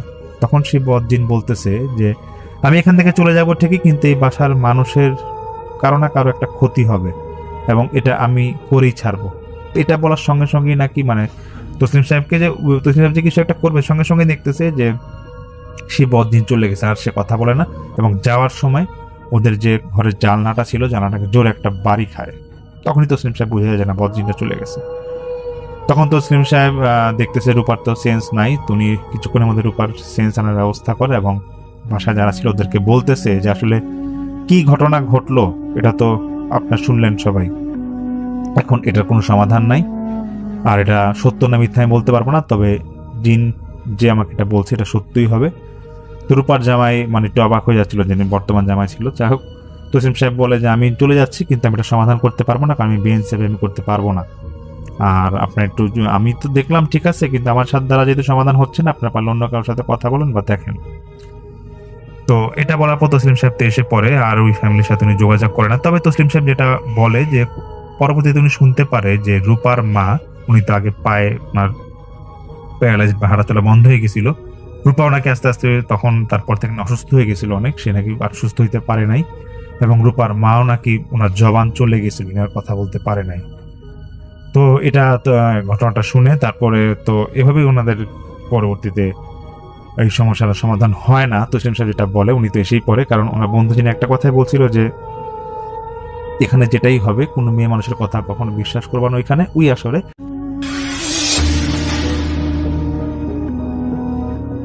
রাইসুল ইসলাম, এবং তিনি ঢাকা শহরের একজন বাসিন্দা। বলতে পারা যায় যে খুব সাধারণভাবে তিনি খুবই ওই এলাকার খুবই নামকরা একজন বাসিন্দা এবং বহুদিন যাবৎ সেখানে বসবাস করছিলেন। তার বাসাটা ছিল 5 তলা এবং নিজের বাবার গড়া বাড়ি আর কি। তো সেই 5 তলা তার বাবা করার পরে তার বাবা 1993 সালে মৃত্যুবরণ করেন এবং মৃত্যুবরণ করার পরে তিনি বাড়ির মধ্যে অনেকদিন ছিলেন। সেই রাইসুল ইসলামের ছোট ছেলে, যিনি আমাদেরকে ঘটনাটি সিফাতের মাধ্যমে আমাদেরকে পাঠিয়েছে, সেই ছোট ভাইয়ের আমি ছোট ছেলের নাম আমি বলছি না। তো উনি আসলে সত্যি কথা বলতে রাইসুল সাহেব সেই বাসাটা অনেকদিন যাবত, রাইসুল সাহেব তার বাবার একমাত্র এক ছেলে এবং রাইসুল সাহেবের আরো 2 বোন ছিল। তো যাই হোক, ওই বাসাটা ছিল 5 তলা, ছাদের উপরের 5 তলায় থাকতো রাইসুল সাহেব এবং পুরো পরিবার, মানে যে ভাই ঘটনা পাঠিয়েছেন তার পরিবার সম্পূর্ণ 5 তলায় থাকতো পুরো ফ্ল্যাট জুড়ে, এবং ছাদের উপরে তাদের বেশ বড় সড় একটা বাগান ছিল 5 তলা ছাদের উপর, এবং বাগান করার শখ ছিল। যেহেতু রাইসুল সাহেব নিজে একজন গভর্নমেন্ট অফিসার ছিলেন, তার এরকম বাগান করার বেশ শখ ছিল। এই বাড়িটা তিনি পৈতৃক সূত্রে পেয়েছেন, প্রচন্ড অনেস্ট একজন অফিসার হিসেবে তিনি তার অফিসে কর্মরত ছিলেন বহুদিন যাবৎ। তার বয়স যখন 61 বছর, তখনই তার শরীরে ক্যান্সার ধরা পড়ে এবং লাং ক্যান্সারের মোটামুটি অনেকটুক লাংই তার এফেক্টেড হয়ে যায়। তো মৃত্যুর দিন তিনি তখন গুনছিলেন। বাসাটা একটু বর্ণনা দিই, মৃত্যু গোনার দিনের কথা একটু পরে আসি। বাসা বর্ণনা দিতে হলে পুরো বাসাটা হচ্ছে একদম দক্ষিণ ফেসিং আর কি। তো বাসার ছাদের উপরে উঠতেই, যে জায়গাটা ছাদ, মানে ছাদের যে গেট, এটাতে উপরে উঠতেই, বাসায় কোনো লিফট ছিল না, তো ছাদের উপরে উঠতেই হাতের বাম দিকে উনি একটা বড়ই গাছ লাগিয়েছিলেন এবং একটা পেয়ারা গাছ লাগিয়েছিলেন, এবং সেই বড়ই গাছ এবং পেয়ারা গাছের নিচে 2টা চেয়ার দেওয়া ছিল, সেটা অনেকটা রডে ফিক্স করা। সেই চেয়ারটার মধ্যে তিনি প্রায় সময় যে উপরে বসতেন এবং সেই টেবিলটাও সেখানে ফিক্স করা, মানে এটা কেউ নাড়াতে পারবে না, এটা ফিক্স করেই বানানো হয়েছিল, সিরামিকের টাইলসের টেবিল। সেখানে চাটা খেতেন উপরে, সেখানে একটা ফিক্স করা ছাতাও ছিল, সেটা খোলা যেত, ওটা রোদ পড়লে তিনি যেন ছাদে, এবং ছাদের মধ্যে তিনি বেশ অনেক শাকসবজির বাগান টাগান, এক পাশে শাকসবজি এক পাশে ফল, এরকম। তো তিনি ফল সাইডে এরকম চেয়ার বসিয়েছিলেন আর কি। তো মাঝে মধ্যে চা খেতেন আর কি রাইসুল সাহেব। রাইসুল সাহেব একজন ওসিয়ত করার জন্য উকিল সাহেব সহ বাকি সবাইকে ডাকা হয় এবং সেই ছোট ভাইটা যিনি আমাদের ঘটনা পাঠিয়েছেন তার আরো 2 ভাই আছে, তারা 3 ভাই। রাইসুল ইসলামের 3 ভাই এবং রাইসুল ইসলামের বোন, তার বোনরা আসে। রাইসুল ইসলামের 3 ভাই বলতে রাইসুল ইসলামের 3 ছেলে। তো ওয়াসিয়ত করতে যখন আসা হয় তো সবাইকে সমপরিমাণ বন্টন করে দেওয়ার পর তাদের যে তার একটা বাড়ি ছিল সেই বাড়িটা তার বোনদেরকে তিনি হিসাব করে বুঝিয়ে দেন এবং তার ছেলেদেরও তিনি বুঝিয়ে দেন এবং তিনি বলে দেন, একটা ওসিয়ত করেন যে আমার দাদার কবর হয়েছিল যে জায়গায়, সেই জায়গায় ঠিক একই উপরে আমার বাবার কবর দেওয়া হয়। আমার বাবার কবর দেওয়ার পর তোমরা সবাই আমাকে সেই জায়গার উপরে কবর দেবে, আমার বাবার উপরে কবর দেবে। তো ওনার সময়টা শেষ ছিল, কারণ এইটা ওসিয়ত করেছে কারণ ওই সময় তাকে অলরেডি তওবা পড়ানো হয়ে গেছে। কারণ তওবা পড়ানোর কারণ হচ্ছে তার লাংসের অবস্থা খুব খারাপ ছিল। বাসায় একটা সময় ডাক্তাররা বলে দেয় যে ওনাকে হাসপাতালে রেখে আসলে ঠিক হবে না। ওনারা বেশ টাকা পয়সাও তখন সেই মুহূর্তে খরচ করে ফেলে, তাকে বাসায় নিয়ে আসা হয় এবং রাইসুল সাহেবকে বাসায় নিয়ে আসার পরেই ওসিয়তটা করা হয়। ঠিক যতটুকু পর্যন্ত তার শক্তি সামর্থ্য ছিল তিনি উকিল ডেকে ওসিয়ত করে ফেলে। তো সবকিছু ঠিক ছিল, কিন্তু তিনি তো ঠিক ছিলেন না। রমজান হচ্ছে 6ষ্ঠ রমজান তখন চলে। 6th রমজানের সেহেরি করবার পর, সেহেরির সময় তিনি সুস্থ ছিল কিন্তু তিনি রোজা রাখতে পারছিলেন না, ওই সময় অবস্থা তার খারাপ হয়ে গেছিল। সেহেরি করার পর যখন সবাই ফজরের নামাজ পড়তে যায়, ফজরের নামাজ পড়ে আসার পরই দেখে যে তিনি আর তার ঘরের ভিতরে, যখন তার স্ত্রী পাশে ছিল, মানে রাইসুল সাহেবের স্ত্রী বুঝতে পারছিল যে সে খুব গোঙাচ্ছে, জিহ্বা কেমন কর কর কর কর শব্দ করছে আর বুকের মধ্যে ধরেছিল বেশ কিছুক্ষণ এবং উনি তো অনেক শুকনা ছিল, ওনার মুভমেন্টটা প্রপারলি বোঝা যাচ্ছিল, মনে হচ্ছিল একটা কাঠি মুভ করছে। ওনার স্ত্রী বলেছে যেটা। তো ওনার স্ত্রী, রাইসুল সাহেবের স্ত্রী, তখন সবাইকে ডাক দেয় যে তোমার বাবা জানি কেমন করছে, তোমরা আসো। তো সবাই সেহরি করে তখন ফজরের নামাজ পড়ে সবাই ঘুমাতে গেছে, ঘুম আসে না এই সময়, সবাইকে ডাকা হয়। তো সবাই আসার পরে সবাইকে ইনভলভ করা হয় এবং সবাই দেখে যে ওনার অবস্থা খুব খারাপ। অ্যাম্বুলেন্সকে ডাক দিয়ে দিতে অ্যাম্বুলেন্স যতক্ষণ পর্যন্ত আসছে ততক্ষণ পর্যন্ত তিনি আর মুভ করছিলেন না। ওনার জিহ্বাটা সামান্য একটু 2 দাঁতের চিপায় চলে আসে এবং তারা বুঝে যায়, যেহেতু যে ভাই ছোট ছেলে রাইসুল ইসলামের, তিনি তো ডাক্তার, তিনি বুঝে যায় যে তার বাবার সময় তার বাবা নাই দুনিয়াতে। তো তারা সবাই খুব কান্নাকাটি করে এবং তিনি হাতের পালস ধরে বলে যে না, উনি নাই। তো পরে ডেথ সার্টিফিকেট তারা বের করে ফেলে এবং ওই মুহূর্তে তারা ডিসিশন নেয় যে তারা কোথায়, যেহেতু ওসিয়ত আগে করে গেছে, রেকর্ড করা এবং এমন ভাবে রেকর্ড করা যাতে কোনোভাবেই দাফনের সময় কোনো ধরনের পারিবারিক ভাবে কেউ ইনভলভ হতে গেলে যেন এইটাতে কোনো ধরনের এস্টাবলিশ করতে পারে। কারণ তিনি জীবিত থাকা অবস্থায় প্রচুর মানুষ তাকে অ্যাভয়েড করলেও মারা যাওয়ার পর যে অনেকেই সম্পত্তির জন্য তার কাছে আসবে এবং বিভিন্ন ধরনের অধিকার দেখাতে চাবে, সেটা তিনি আগেই বলে গেছেন, তাদের পরিবারে এরকম কিছু লোক আছে। তো যাই হোক, তিনি এরকম করেন যে রেকর্ড করে যান। রেকর্ডের মধ্যে বলা থাকে যে তিনি তার বাবার উপরে যেন তার কবর হয়। তার তার যিনি আমাদের ঘটনা পাঠিয়েছেন তার বড় বাবার যে কবর, তার দাদার কবর, তার বাবার কবর ঠিক একই জায়গায় একই উপরে হবে। তো তারা লাশের সব ধরনের প্রসিডিউর শেষ করে এবং আপনারা সবাই জানেন যে মোহাম্মদপুরে অবস্থিত যে একটা জায়গা যেখানে লাশ ধোয়ানোর সব ধরনের ব্যবস্থা আছে, তারা 2013 সালে লাশ ওই জায়গায় প্রসেস করানো হয় এবং পড়ানোর পরে তার পারিবারিকভাবে যে গোরস্থান ডিসিশন নেওয়া হয়, সেই গোরস্থানে দুপুর 2টার দিকে ওই যেদিন মারা যান হচ্ছে বাদ জোহর, সেদিন বাদ জোহর শেষ করে তারা রওনা দেন এবং তারা জানেন যে পথিমধ্যে তাদেরকে আসলে রাস্তায় ইফতার করতে হবে, কারণ তাদের বাড়ি ঢাকা থেকে বেশ দূরে এবং সেই সময়টায় আসলে রাস্তাঘাটের ব্যাপক পরিমাণ কাজ চলছিল বিধায় তারা চেষ্টা করেছিল যে যত তাড়াতাড়ি পারে যেতে। তো ফ্রিজিং ভ্যান ছিল সাথে।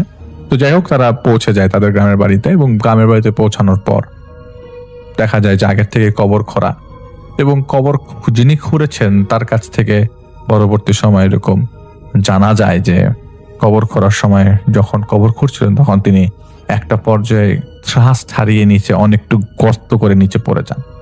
নিচে প্রচুর হাড়গোড় তোলেন এবং সেই হাড়গোড়গুলো তারা আলাদা করে টুকরির মধ্যে রেখেছিলেন এবং পারিবারিকভাবে সবার সম্মতি নিয়ে সেই হাড়গুলোকেও পরে নতুন করে পাশের একটি নতুন করে কবর করে দাফন করা হয়।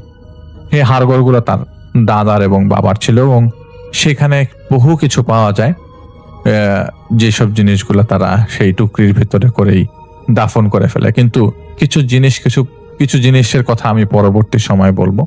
তো যাই হোক, তার বাবাকে যেখানে 3.5 হাতের কবর দেওয়ার কথা ছিল, যেহেতু আগেও 2টা কবর হয়েছে, সেই কারণে অনেক নিচে গর্ত করে মাটি ফেলে একটা সার্টেন পজিশনে, তখন এই কবরটা একদম নতুন এবং ওই কবরের পাশ দিয়েই ওই সেই হাড়গোড়গুলা কিছু থুবড়া করে কিছু জিনিস একবারে স্তূপ করে সে জায়গায় কবর দেওয়া হয়।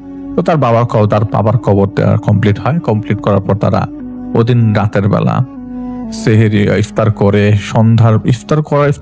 ইফতার রাস্তায় হয়েছিল, তারা আবার ঢাকায় এসে ফজরের নামাজ পড়বে এরকম প্ল্যান করে, কারণ ওখানে থাকার মতো পরিস্থিতি ছিল না।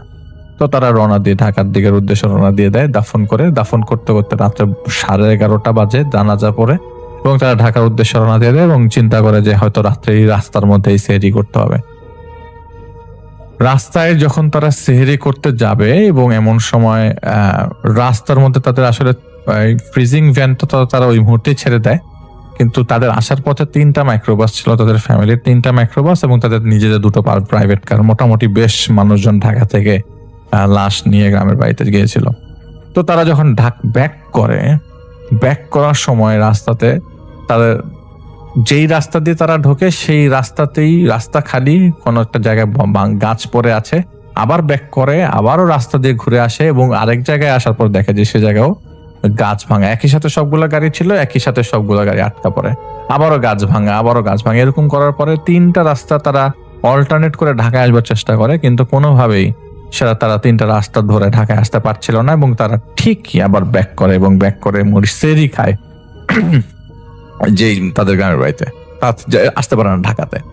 তো সেহরি খেয়ে তারা ওই দিন রাতের বেলা ওখানে হোল্ড করে পরের দিন সকালবেলা তারা রওনা দেয় ঢাকায়। ঢাকায় চলে আসে। তো দাফনের 4 দিন পর তাদের অনুষ্ঠান হয়। বা আশেপাশের বেশ মানুষজনকে দাওয়াত করে খাওয়ানো হয় গ্রামের বাড়িতে। প্রায় আবার তারা ফেরত আসে। গ্রামের বাড়িতে ফেরত আসার পরে প্রায় 8-9টা গরু জবাই করে বিশাল বড় সড়ো আয়োজন করে গ্রামের সবাইকে খাইয়ে আবার তারা ব্যাক করে। ওইবারও যখন ব্যাক করে আসার পথে এরকম বড় বড় গাছের গুড়ি পড়ে 3 জায়গায় 3 রাস্তা, একইভাবে 3টা অল্টারনেট রাস্তা ছিল, এটা ছাড়া আসা যায় না। এরপরে অনেক দূর ঘুরে আসতে হবে, সেই জায়গাটাও আবার বেশি ঝামেলা, আরো 4-5 ঘন্টা এক্সট্রা লাগবে। তো যেই 3টা রাস্তা অল্টারনেট করে আসা যায় সেই 3টা রাস্তাতে যত পারে তারা গেছে। রাত্রে 12টার পরে এরকম ঝামেলা, গাছের গুড়ি পড়া। তো তারা চেষ্টা করেছে সন্ধ্যার মধ্যে রওনা দিতে, কোনো না কোনো সার্কামস্টেন্স তাদেরকে আসলে দেরি করিয়েছে। কোনো না কোনো সার্কামস্টেন্স, হয়তো কোনো মহিলা মানুষ আটকে আছে, তারা কথা বলছে, আসতে পারছে না, বা কোনো একটা ঝামেলা তাদের পারিবারিক ভাবে ছিল। তো তারা পরের দিন আবারও সেই সেহরি করে, সম্ভবত এটা সেবার তখন সম্ভবত হয়তো বা 10ই রমজান অথবা 11ই রমজান পরে বলেছে যে প্রথম 10টা রমজান ক্রস করার পরে এই ঝামেলাগুলো হয়। পরে তারা ব্যাক করে। ঈদের 15 থেকে 20 দিন পর হঠাৎ করে রাতের বেলা তার ছোট ছেলের তখন পরীক্ষা চলছে, তিনি তখন ডাক্তারে শেষ করে তিনি বেশি পরীক্ষা চলছে বলতে হচ্ছে অ্যাডমিশন টেস্ট, হায়ার এডুকেশনের জন্য, ডাক্তারি হায়ার এডুকেশনের জন্য তিনি পড়াশোনা করছিল। BCS এর পরীক্ষাও ছিল। সব মিলে তিনি বেশ পড়াশোনার মধ্যে ছিলেন। তো ছোট ছেলেটা হঠাৎ করে রাত্রেবেলা পড়তে ছাদের উপর থেকে, এবং যেই কর্নারটাতে বড়ই গাছটা ছিল এবং বড়ই গাছটা আর পেয়ারা গাছটা ছিল বড় ড্রামে, সেই কর্নার ঠিক বরাবর রুমটাতে থাকতে হচ্ছে তার ছোট ছেলে, তখনও পর্যন্ত বিয়ে করে নাই। তো ছোট ছেলেটা, যিনি আমাদের ঘটনা পাঠিয়েছেন সিফাতের মাধ্যমে, সেই ছোট ভাই বেশ জোরে সোরে হু হু হু হু করে গোঙানির শব্দ পাচ্ছে তার বরাবর রুমের উপর থেকে। রাত তখন 1টার বেশি। তো টেকনোলজিক্যালি তো আমরা বেশ অ্যাডভান্স 2013-14 দিকে।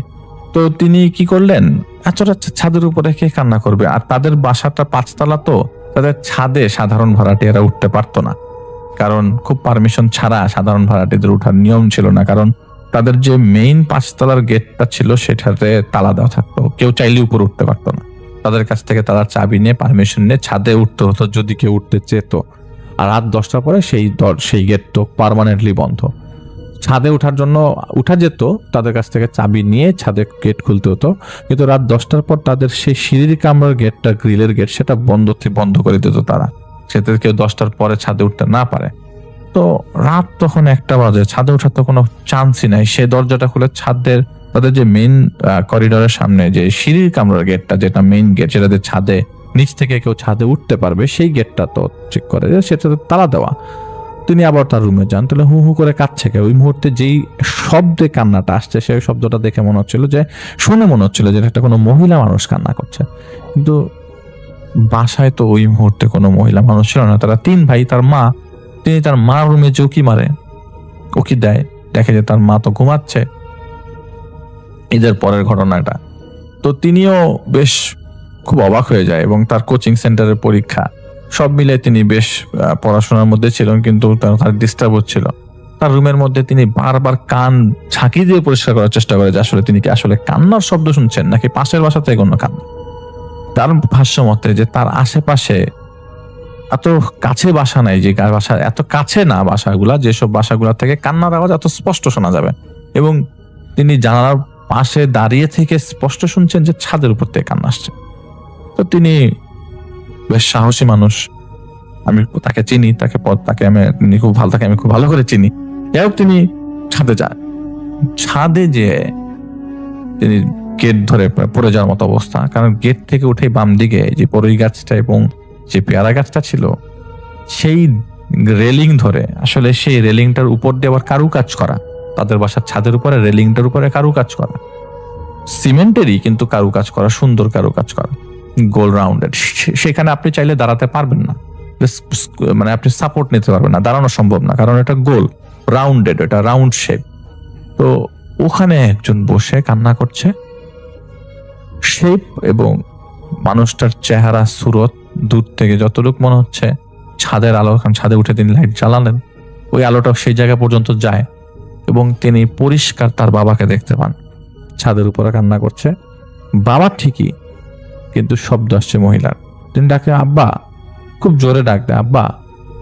কান্না করা অবস্থা থেকে হাঁটু ঘুরে যেভাবে মেয়ে মানুষরা কান্না করে, তিনি হাঁটুটা সরিয়ে মাথাটা উপরে উঠায়, তার ছেলের দিকে তাকায় এবং ছাদ থেকে পড়ে যায়। তিনি খুব অবাক হয়ে যায় এবং দৌড়ে ঝাপটে যাবে, ধরতে যাবে। তো তিনি পেছন থেকে তার বড় ভাই ধরে, কি রে তুই এখানে কি করিস ভাই? তুই আঙ্গুল দিয়ে দূরে হাত দেখিয়ে দিচ্ছে যে ভাই এটা কি দেখলাম আমি। কি বল, কি বলিস না কেন? তো তিনি যে ভাই বলছে সেটা নাকি তিনি বলতে পারে নাই। তিনি মনে হচ্ছে তার ভেতর থেকে যে তিনি ভাই বলেছেন, কিন্তু তার ভাই আসলে তোমার ভাই মুখ থেকে কিছুই সব শুনছে না। তার বোবার মতো অবস্থা। তাহলে কি বল, কথা বল, কি হয়েছে, কথা বল, কাহিনী কি? তো পরে তাকে বাসায় নিয়ে এসে মাথার মধ্যে পানি দেওয়া হয়। পানি দেওয়ার পরে তাকে বলে কি হয়েছে? তো উনি রাতের বেলা বলতে পারেন না। পরের দিন সকালবেলা নাস্তা খাওয়ার টেবিলে তিনি বলেন যে ভাই, আমি রাতের বেলা কিন্তু ছাদের উপর আব্বাকে কান্না করতে দেখছি। বলে যে আব্বাকে কান্না করতে দেখছিস মানে? হ্যাঁ, আমি আব্বাকে কান্না করতে দেখছি উপরে। বলে কি আবোল তাবোল বলতেছিস? আব্বাকে কান্না করতে দেখছিস, সেটা আবার কি ধরনের কথা? বলে হ্যাঁ ভাই, আব্বাকে কান্না করতে দেখছি। তো তার বড় ভাইয়ের তখন বউ উঠায় নিয়ে আসা হয়নি। ওই মুহূর্তে তার বাসায় একজন বুয়া ছিল, কিন্তু ওই বুয়াটা ওই মুহূর্তে তাদের বাসায় ছিল না। যখন তার বাবা এরকম, তিনি চিন্তা করছে যে উপরে ছাদে কান্না করছে কে, এবং তাদের 3 ভাই ছিল, তার মা ছিল। যাই হোক, ঠিক পরবর্তী দিন তিনি আবারও যখন পড়তে বসে রাত্রে 12টার পর, তিনি আবারও ঠিক হু হু করে কান্নার শব্দ পাচ্ছে ছাদের থেকে। তবে বোঝা যাচ্ছে যে এবার ছাদের এই পাশ থেকে না, ছাদের মাঝখান থেকে কান্নার শব্দ আসছে। তিনি আবারও ছাদে যান, দেখেন যে রেলিং ধরে ঠিক একইভাবে এক পাশ থেকে আরেক পাশ তার বাবা হাঁটছে, এবং সাদা পাঞ্জাবি পরা তার বাবা হাঁটছে এবং এক পাশ থেকে আরেক পাশ হেঁটে যাচ্ছে। তিনি তার আব্বাকে ডাক দেয়, আব্বা, খুব জোরে জোরে, আব্বা, ও আব্বা। কিন্তু তার বাবা কোনোভাবেই তার দিকে তাকায় না। আবারও ঠিক একইভাবে একটা সার্টেন টাইমে 5-10 মিনিট দেখার পর তিনি হাওয়া হয়ে যান। হাওয়াটা এমন হয় ঝাঁপ দিয়ে ছাদের থেকে পড়ে যান নিচে, কিন্তু কোনো ধরনের শব্দ নাই, কিছু নাই। তিনি খুব অবাক হয়ে যায় এবং তার বাসার সবাইকে বলে যে আমি আব্বাকে দেখেছি আবারও। তো সবাই মনে করে যে হয়তো ওর কোনো সমস্যা, হয়তো বাবাকেও বেশি মিস করছে, অথবা তার মধ্যে বেশি ঢুকে গেছে জিনিসটা, যার কারণে বেশি মিস করতে করতে তার মধ্যে এরকম হ্যালুসিনেশন ভাবটা চলে আসছে। তো বাসার সবাইকে তিনি বলেন যে না, আমার মধ্যে কোনো হ্যালুসিনেশন ভাব আসে নাই, আমি একজন ডাক্তার মানুষ, আপনি সব জিনিস আমার সাথে জড়িয়ে দিয়েন না, আমি কিন্তু আমার বাবাকে দেখতে পাচ্ছি। তার কিছুদিন পরে রাত্রেবেলা তিনি পড়ছিলেন, তার বাবার পছন্দের খাবার ছিল রুটি আর গরুর মাংস। তো রুটি আর গরুর মাংসের গন্ধ আসতে থাকে রাত 3টার দিকে। তিনি শুয়ে পড়েছিলেন, তো তখনও ঘুমাননি, কিন্তু গন্ধ পাচ্ছেন। তিনি ড্রয়িং রুমে যান, ড্রয়িং রুমে যেয়ে দেখেন যে তার বাবা টেবিলে খাচ্ছে এবং ড্রয়িং রুমে কোনো লাইট জ্বলছে না, শুধুমাত্র ফ্রিজের লাইট জ্বলছে। ফ্রিজের দরজা খোলা, ফ্রিজের লাইট জ্বলছে, তার বাবাকে পরিষ্কার ফ্রিজের লাইটের আলোতে দেখা যাচ্ছে তার বাবা ডাইনিং টেবিলে বসে খাচ্ছেন। সে খুব অবাক হয়ে যায়, ঘটনা কি, আমার বাবাকে এরকম করে দেখতে পাচ্ছি কেন? ফ্রিজের ভিতর থেকে আসছে পুরা মাংসের, একদম গলা মাংসের একদম পানি বেরিয়ে বেরিয়ে পড়ছে ফ্রিজের চারিপাশে। ফ্রিজটা ছিল ড্রয়িং রুমের সাথে, ডাইনিং স্পেসের সাথে লাগানো। তো সেই পানি পুরো ভরে গেছে, আর ঠান্ডা পানি, পিছলে তিনি পড়ে যান সেই পানির মধ্যে। সবাইকে চিৎকার করে ডাক দেয়। সবাই মনে করে যে আসলে ফ্রিজের লাইনটা, মেইন লাইনটা ওই বন্ধ করেছে। কারণ সবাই আসার পর দেখে ফ্রিজের মেইন লাইনটা বন্ধ এবং ফ্রিজ থেকে যত সব জিনিসপত্র ছিল, মাংস টাংস রাখা ছিল, সব গলে বের হয়ে যাচ্ছে, গলে পানি বের হয়ে পড়তেছে টপ টপ করে। কিন্তু এটা কখনো সম্ভব না, কারণ এত তাড়াতাড়ি ফ্রিজের পানি গলবে না। রাত্রেবেলা ঠিক এই জায়গাতেই বসে সবাই ভাত খেয়েছে, তো এত তাড়াতাড়ি ফ্রিজের পানি গলা সম্ভব না, ফ্রিজের জিনিসপত্র গলা সম্ভব না। মাত্র রাত্রে যদি 10টার দিকে সবাই খেয়ে থাকে আর রাত্রে 3টার মধ্যে 5 ঘন্টা, এটা কখনো সম্ভব না। তো তিনি বলে যে না, আমি সত্যি সত্যি আমার আব্বাকে দেখতে পাচ্ছি, আসলে আমি জিনিসটা ভালোভাবে দেখছি না, তোমরা এখন ইফেক্টিভ ডিসিশনে যাও। এর মাঝে তার মেজো ভাই একজন হুজুরকে নিয়ে আসে। সেই হুজুর কিছু বলতে পারে না। হুজুর বলে যে বাসার মধ্যে খারাপ নজর আছে, আপনারা আমাকে না আরেকজন ভালো মানুষকে দেখান, তবে আপনাদের এই নজর কাটানোর জন্য আমি কিছু জিনিস দিয়ে যাচ্ছি। কিন্তু কোনোভাবে সম্ভব হচ্ছে না। পরে নাকি কোন জায়গা থেকে একজনকে হুজুরকে নিয়ে আসা হয়, অনেক দূর থেকে নিয়ে আসা হয়। সেই হুজুরের বয়স নাকি প্রায় 90-এর উপরে। সেই হুজুরকে সাথে আরো 2-3 জন আসে। তারা আসার পর বলে যে আপনার বাবা কিভাবে মারা গেছে একটু বলেন তো। বলে যে আমার বাবা তো ক্যান্সারের রোগী ছিল। সবকিছুই ঠিক আছে, কিন্তু আপনার বাসার মধ্যে আমি বেশ কিছু জিনিসের মুভমেন্ট দেখতে পাচ্ছি যেটা আমার কাছে নর্মাল মনে হচ্ছে না। আমি জানি তারা আপনাকে ক্ষতি করছে না, কিন্তু যে মুভমেন্টটা আমরা দেখতে পাচ্ছি সেটা ভালো না। আপনারা সবাই একটু সাবধানে থাকবেন, আমাকে একটু দেখতে দেন আসলে কি হচ্ছে। আমি এখনই আপনাদের বাসায় চাইলেই সেই জিনিসগুলো দেখতে পারবো না, আমাকে দেখার জন্য কিছুদিন সময় দিতে হবে। তো এরই মাঝে আরো কিছু জিনিসপত্র তারা দেখতে পারে। তার বাবাকে বেশ কিছু বেশ কয়েকবার স্বপ্নে দেখে যে তার বাবার কবরের পাশে, যে তার বাবার যে কবর, সেই কবরের পাশে তার বাবার বুকের উপরে শরীর ভেদ করে একটা গাছ ঢুকিয়ে দেওয়া আছে। সেই গাছের ভিতরে প্রচুর সাপ। এটা তো তিনি স্বপ্নে দেখেন ছোট ছেলে। তার বাবার লাশের ভিতরে এরকম লাশের ভিতরে কবরের পাশে লাশ পড়ে আছে এবং লাশের মাঝখান দিয়ে একটা গাছ গেঁথে দেওয়া। সেই গাছ এমন ভাবে গাঁথা, সেই গাছগুলোর থেকে অনেকগুলা সাপ জড়িয়ে আছে, সেই লাশ সহ পেঁচিয়ে ধরে রেখেছে। এবং লাশের মুখটা পুরো ফুলে যতটুকু না সাইজ, তার ট্রিপল হয়ে গেছে লাশের মুখের সাইজ, এবং চোখগুলা গলে এখান থেকে পোকা বের হচ্ছে। এরকম স্বপ্ন তিনি দেখেন। সেই স্বপ্নের কথাটা 7 দিন পর সেই হুজুরকে বলেন। সেই হুজুর বলেন যে আসলে আপনাদের কোনো দোষ নাই, এই ঝামেলাটা হয়েছে এক বিপত্তি। আপনাদের যে গ্রামের বাড়ি, সেই গ্রামের বাড়িতে হয়তো কোনোভাবেই আপনার দাদা মারা যাওয়ার পর সেই দাদার কবরের কাফন নিয়ে কেউ একজন তাবিজ করেছিল অন্য কাউকে তাবিজ করার জন্য। সেটা আপনার দাদার কবরের কাফনটা ইউজ করে। সেই কাফনের সহিত আপনার বাবা এবং আপনার দাদা থেকে আপনার বাবা, মানে আপনার বড় বাবার কাফনের মধ্যে, সে বহু আগের কথা, কেউ একজন কাফনটা নিয়ে সেই কবর থেকে কাফনটা সরিয়ে, কাফন কেটে টুকরো করে কোন একটা ব্ল্যাক ম্যাজিক করে, যেটার ইফেক্ট আপনার বাবা দেখেছে। আপনার বাবা কি প্রায় সময় পাগলামি করতো, রাতের বেলা ছাদে উঠে চুপচাপ বসে থাকতো, একা একা চা খাইতো এবং কথা বলতো একা একা। তো সবাই বলে যে হ্যাঁ, আমার বাবা তো এরকম করতো, রাতের বেলা এরকম ছাদের মধ্যে বসে থাকতো, চুপচাপ একা একা হাসতো, একা একা চা খেত, এবং এটা শেষ বেলায় এসে প্রথম এরকম ছিল না। আমরা সবাই বলেছি যেহেতু বয়স হচ্ছে তিনি, আর যেহেতু উনি ক্যান্সারের রোগী ছিলেন, হয়তো এরকম কোনো কারণে হতে পারে। বলে না, এরকম কোনো কারণে না, ওনাকে আসলে উনি ইফেক্টটা পরে পেয়েছেন। ইফেক্টটা কোনো সময় অ্যাক্টিভেট হয়েছে, কোনো সময় অ্যাক্টিভেট হয় নাই। আসলে সেই কাফনের কাপড় ইউজ করে অন্য আরেকজনকে, যেটা আমরা জানি না, এটা আপনাদেরও রিলেটেড কেউ না, অন্য আরেকজনকে তাবিজ করা হয়েছিল আপনার বড় বাবার কাফনের কাপড় দিয়ে।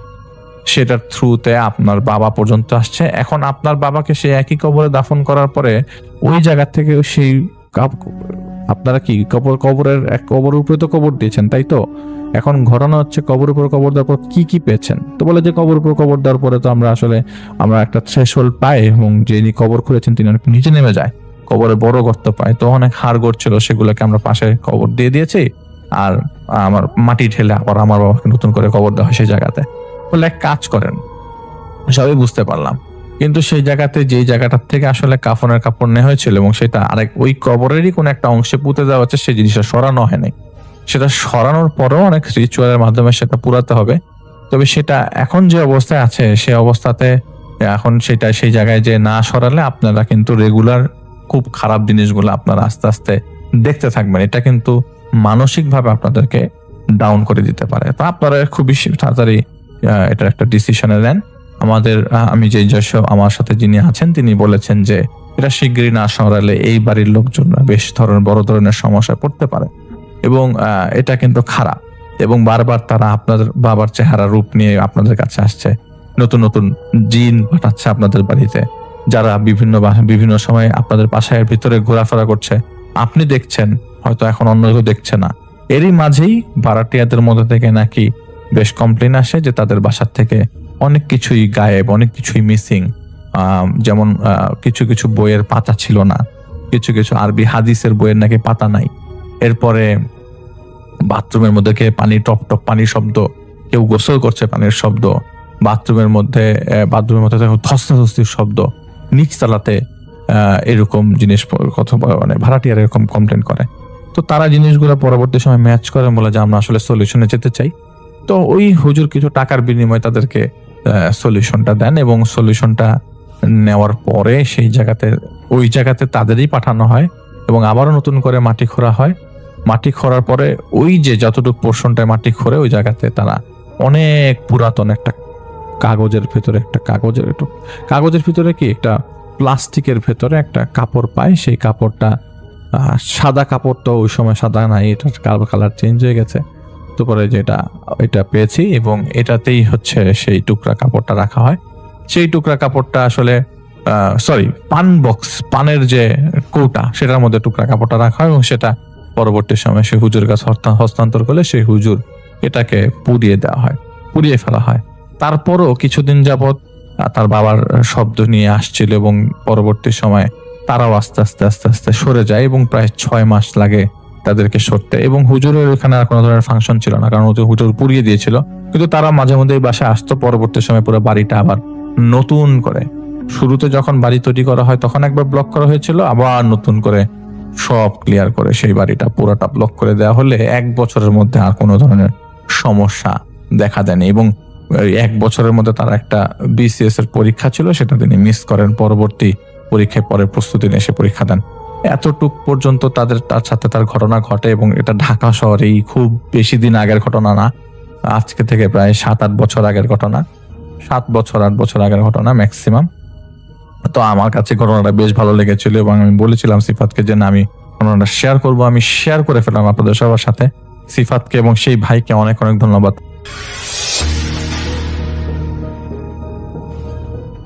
3 সালের ঘটনা। তৌফিক তখন বেশ ইয়াং, কেবল পড়াশোনা শেষ করেছে, চাকরিতে জয়েন করেছে। তো বেশ ভালোই কাটছিল সময়, ব্যাচেলার মানুষ, ঘোরাফেরা। এর মাঝে তার বিয়েও হয়ে গেল। আর বিয়ে হওয়ারই ছিল আসলে, কারণ তার সাথে পূর্ব পরিচিত পাত্রী, বেশ সখ্যতা ছিল তাদের। এই চাকরিটার জন্য ওয়েট করছিল। তো চাকরি হওয়ার পর বিয়ে করলো। এখন তো জীবন অন্যরকম, বেশ ভালো সময় কাটাচ্ছে দুইজন, ঘোরাফেরা করে, ঢাকা শহরে এদিক ওদিক যায়। এবং যেহেতু পূর্ব পরিচিত, তাদের মাঝে খুব ভালো আন্ডারস্ট্যান্ডিং। মানে দেখা যেত যে ঘুরতে গিয়েছে লেকে, বেশ রাত পর্যন্ত সেখানে থেকে তারপর আসছে, গল্প গুজব করতো, লেকের পাড় দিয়ে হাঁটতো, গাছপালার মধ্যে দিয়ে হাঁটতো। তো মোটামুটি তারা বেশ এনজয় করছিল তাদের জীবনটাকে। তো যাই হোক, এরকম কয়েকদিন যাওয়ার পরই তৌফিক প্ল্যান করলো যে ঘুরতে যাওয়া দরকার, বিয়ে করেছে এখন ঘুরতে যাওয়া দরকার, যেটাকে হানিমুন বলে আর কি। তো এইটার প্ল্যানিং করা শুরু করলো দুইজনে। তো মোটামুটি বাংলাদেশের মধ্যে এদিক ওদিক কোথায় যাওয়া যায় চিন্তা করছে। তো দুইজনে চিন্তা ভাবনায় দেখলো যে কক্সবাজারই সবচেয়ে ভালো ডেস্টিনেশন হতে পারে, মানে ওখানে গেলেই সবচেয়ে ভালো হয়। তো তৌফিক বলল যে আমি আসলে চট্টগ্রামে এর আগে গিয়ে কখনো লম্বা সময় স্পেন্ড করিনি, তাহলে এক কাজ করি, আমরা আগে চট্টগ্রাম যাই, চট্টগ্রাম গিয়ে একদিন থাকি, আর আমরা যদি ট্রেনে যাই তাহলে আমাদের অবশ্যই চট্টগ্রামে যেতে হবে আগে। তো একদিন যাই চট্টগ্রামে, ওখানে গিয়ে একটু ঘুরি, আমার এক খালার বাসায় আছে, সেখানেও যাব, সেখানে গিয়ে ঘোরাফেরা করে তারপরে পরদিন আমরা কক্সবাজার চলে যাব। তো তৌফিকের ওয়াইফ রাজি হয়ে গেল। তো দুইজনে সেইভাবেই চিন্তা ভাবনা করলো, ছুটি নিল, দুজনেই চাকরি করতো, দুজনেই চাকরি পেয়েছিল। তো চাকরি থেকে অফ নিয়ে তারা একদিন এরকম রওনা দিল রাতের ট্রেনে। তো রাতের ট্রেনে যাবে, বাসা থেকে গোছগাছ করে দুজন বেরিয়েছে, ট্রেন স্টেশনে গেছে, সেখানে গিয়ে দেখছে যে ট্রেন আসতে বেশ খানিকক্ষণ বাকি। প্ল্যাটফর্মের মধ্যে হাঁটাহাঁটি করছে, হাঁটাহাঁটি করতে করতে একসময় ট্রেন আসলো, তারা উঠে গেল ট্রেনে। চলছে ট্রেন, রাত এবং গভীর রাতের ট্রেন, বেশ সুন্দর একটা পরিবেশ। হালকা হালকা বৃষ্টি হচ্ছে, তাই ওই দিন হালকা হালকা বৃষ্টি হচ্ছে এবং সেই বৃষ্টি তারা এনজয় করছে, মানে ছিটে ফোটা বৃষ্টি, ট্রেনের কাঁচ গড়িয়ে পড়ছে। আবার জানলা সরিয়ে দিলে দেখা যাচ্ছে বাইরে ব্রিজ ক্রস করছে, তখন নিচে নদী দেখা যাচ্ছে। খুব সুন্দর একটা এনভায়রনমেন্ট। যাই হোক, এরকম করতে করতে এক সময় তারা চলে আসলো চট্টগ্রাম সকালবেলা এবং নেমে গেল চিটাগাঙে। তো চট্টগ্রামে নেমে তারা গেল তৌফিক তার খালার বাসায়, ওখানে গিয়ে দেখা করলো। তার খালারা তখন তাকে থাকতে রিকোয়েস্ট করলো তাদের বাসায়, বললো আজকে তোরা এখান থেকে যা। কিন্তু তৌফিক কিন্তু ওখানে নেমেই একটা হোটেল বুক করেছিল, মানে সে চাচ্ছে না যে মানে সময়টা আত্মীয় স্বজনের সাথে জড়ায় যেতে, সে আসছে এখানে হানিমুনে, সেরকম ভাবেই চিন্তা ভাবনা করলো। তো খালার বাসায় বললো যে না খালা, আমি হোটেল বুক করছি, আমি রাতের বেলা ওখানে থাকবো, এরকম বলে খালাদের বললো আমরা আসি, সারাদিন আসি, রাত্রে বেলা যাবো এখান থেকে। তো মোটামুটি খালার বাসায় তারা কাটালো, বেশ রাত পর্যন্ত কাটালো, প্রায় 9:30 পর্যন্ত ওখানে ছিল। তো তারপর বিদায় নেবার পালাম, তৌফিক সবার কাছ থেকে বিদায় নিয়ে বেরোচ্ছে। তো তার কাজিন তাকে বললো যে তোমাকে এগিয়ে দিই সামনে। বলে না রে না, আমার এগুলো লাগবে না, আমি এমনি চলে যাবো, কি হয়েছে, কোনো সমস্যা কি? বলে না তুমি তো এখানে থাকো নাই আগে, রাস্তাঘাট কেমন না, নীরব নিথর। বলে আরে ধুর, এখান থেকে বের হয়ে যায় দেখি কোথাও সামনে একটা সিএনজি টিএনজি পেলে নিয়ে নিবো, অথবা রিক্সা পেলে এখান থেকে নিয়ে সামনে চলে যাবো, এখান থেকে তো দেখছি টেম্পো চলে। তো বলে যে পারবা তুমি? বলে যে হ্যাঁ পারবো। বলে তৌফিক বের হয়ে আসে তার স্ত্রীকে নিয়ে, মানে তাদের ওই বাড়িটা ছিল 3 তলা, 3 তলা থেকে নেমে আসে, একেবারে নীরব রাস্তাঘাট। যেখানে বের হইছে তার খালার বাসাটা, যেখানে ওই কমিউনিটিটার মধ্যেই বেশ নীরব, একটার পর একটা বাড়িগুলো খুব নীরব, সামনে একটা মাঠ আছে, গাছপালা আছে কিছু। ওখান থেকে হেঁটে আসতেছে তৌফিক এবং দেখতেছে যে আকাশটা কেমন গুড় করতেছে। মানে আগের দিন যখন তারা ঢাকা থেকে আসছে তখনও কিন্তু মেঘলা আকাশ ছিল, আজকেও মেঘলা আকাশ। তো তৌফিকের ওয়াইফ হাঁটতেছে আর বলতেছে যে একেবারে নতুন জায়গায় তুমি এরকম রাত্রে বের হয়ে গেলা, তোমার কাজিন বলছিল এগিয়ে দিতে, খারাপ কি, সমস্যা কি? বলে আরে সমস্যা কিছু না, তোমার নিয়ে হাঁটবো, এটাই তো মজা, একা একা নতুন জায়গা, এটাই তো আমরা এনজয় করব, এখানে আরেকজনের কি দরকার? তো তৌফিক আবার বলতেছে তার ওয়াইফকে যে তুমি যে শ্যাম্পু দিছো, শ্যাম্পুর ঘ্রাণটা খুব কড়া, ছড়াচ্ছে চারপাশে, নির্জন জায়গা হাঁটার এই একটাই ভয় যে তোমার ঘ্রাণ ছড়া যাচ্ছে চারিদিকে, আর রাতের বেলা ভূত প্রেত ধরে বলছে, আমার হাব্বা আম্মা বলতো। তো তার ওয়াইফ বলে আরে ধুর, এগুলো বাদ দাও, কি বলো তুমি? বলে যে হ্যাঁ, একেবারে ঘ্রাণ কিন্তু ছড়া যাচ্ছে চারিদিকে, মানে তার দুষ্টুমি করতেছে, খুনসুটি করতেছে। এগুলো বলতে বলতে হাঁটতেছে দুইজন। তো সেই তাদের বাসার সারিগুলো পার হয়ে আসলো, এখন একটা রাস্তা, লম্বা রাস্তা, এই রাস্তাটা সোজা চলে গেছে একদম সামনে গিয়ে মেন রোডে উঠছে, এবং সেই মেন রোডও কিন্তু একটু মানে খালি খালি, কারণ এই যে তৌফিকের খালার বাসাটা একটু দূরে শহর থেকে, মূল শহর থেকে। যাই হোক, এই সামনের রাস্তাটার মাঝে কোনো কিছু নাই, রিক্সা টিক্সা কিচ্ছু নাই। দেখতেছে ওই পাশে দোকান ছিল, বন্ধ করে দিচ্ছে, মানে লাস্ট ঝাপের একটুখানি নামাই দিছে, মানে একটুখানি মানে খুলে রাখছে, এখন নামাই দিবে এই পাশে। তো তৌফিক বুঝলো যে ওই দোকান বন্ধ থাকলে পুরো জায়গাটা নির্জন হয়ে যাবে, এখানে আর কোনো কেউ নাই। যাই হোক, কি করা আছে, এই রাস্তা ধরে হাঁটতে হবে, গাড়ি ঘোড়া কিচ্ছু নাই। হেঁটে যাচ্ছে সামনে, ডান দিকে এরকম গলি চলে গেছে, সেখানেও অনেক বাড়ি ঘর, আবার একটা খোলা মাঠ, বিশাল মাঠ, কেউ নাই। বাতাস বেশ ছুটতেছে, বেশ দামাল বাতাস চারিপাশে, বৈশাখের আগের দিকে, মানে এখনকার মতো সিজন। বাতাস এদিক ওদিক মানে দামাল দাপটায় বেড়াচ্ছে আর কি, এদিক দিয়ে যে গাছপালা, ওখানে ছোটখাটো পাতাগুলাকে একদম বসাই দিতেছে, বেশ বাতাস। তো তৌফিক তার ওয়াইফকে বললো যে তোমার চুল খোলা, চুলটা তুমি বেঁধে নাও, তোমার সত্যি কিন্তু শ্যাম্পুর গন্ধ খুব ছড়াচ্ছে। খুব স্ট্রং ফ্রেগনেন্স ফলা একটা শ্যাম্পু ইউজ করছিল তৌফিকের ওয়াইফ, এবং সেই ঘ্রাণটা ছড়াচ্ছিল আসলে। তো তৌফিক মানে এই নিয়ে 2-3 বার বললো। তো তার ওয়াইফ কি করলো, বলে দাঁড়াও একটু, দাঁড়াতে বলে সে তাড়াতাড়ি তার চুলটাকে পেঁচায় বেঁধে একটা পাঁচ ক্লিপ দিয়ে আটকায় দিল এবং আঁচলটা টেনে নিল, নিয়ে বললো এবার চলো। তো দুজন হাঁটতেছে, বাতাস কিন্তু মানে বেশ দাপাদাপি করতেছে আশেপাশে, ওই ছোটখাটো গাছপালা একদম মানে শোয়ায় ফেলতেছে, এরকম একটা অবস্থা। এবং পাশেই হচ্ছে গলি, ওই পাশের অনেকগুলা এরকম বাড়ি ওদিকে ঢুকে গেছে, ওখানে দেখা যাচ্ছে। আবার তার পাশে একটা বড় মাঠ, এই মাঠটা অনেক দূর পর্যন্ত গেছে এবং দূরে গাছপালার সারি দেখা যাচ্ছে অনেক দূরে। ওই গাছপালার সারির পাশ দিয়ে মেন রোডটা গেছে। আর মাঝে মাঝে ওই রাস্তা দিয়ে দেখা যাচ্ছে ছোট্ট কোনো হয়তো স্কুটার যাচ্ছে বা টেম্পো যাচ্ছে, এরকম দূর থেকে দেখা যাচ্ছে।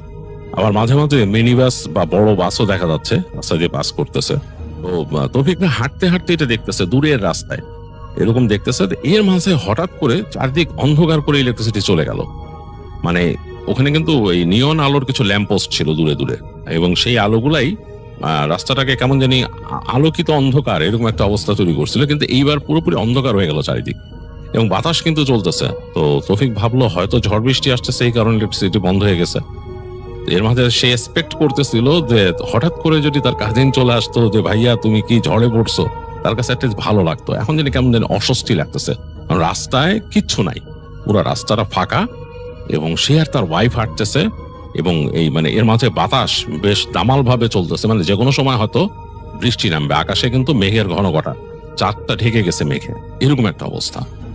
তো তৌফিকের একটু অস্বস্তি লাগতেছে, মানে ওয়াইফ নিয়ে এসে, এবং অপরিচিত শহর, এখানে তো কাউকে চিনে না।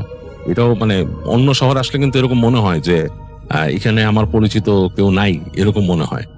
যেমন যে শহরে থাকে সেই শহরে কিন্তু মনে হয় যেখানেই যাক সে শহরে মনে হয় যে ভাই আমি বলতে পারি যে আমি অমুক জায়গায় থাকি বা ইত্যাদি, বাট এখানে কিন্তু তার কাছে অন্যরকম লাগতেছে। যাই হোক, এবং একবার সে মনে মনে চিন্তাও করতেছিল যে আমি ফিরে যাবো নাকি খালার বাসায়। তো এগুলো ভাবতে ভাবতেই যাচ্ছে, তো তার ওয়াইফ বলতেছে তুমি এত কি টেনশন করতেছো? বলছে যে না, টেনশন লাগতেছে, হঠাৎ করে এরকম ঝড় বৃষ্টিতে পড়ে যেতেছি, তো বাতাস যেভাবে আসতেছে মনে হয় বৃষ্টিও আসতে পারে। তার ওয়াইফ বলে পা চালাও, তাড়াতাড়ি চলো। তো তারা হাঁটতেছে অন্ধকারের মধ্যে, আকাশের আলো যতটুকু আছে দেখা যাচ্ছে রাস্তা, এবং এখন দূরের ওই রাস্তা দিয়ে কিছু গেলে দেখা যাচ্ছে।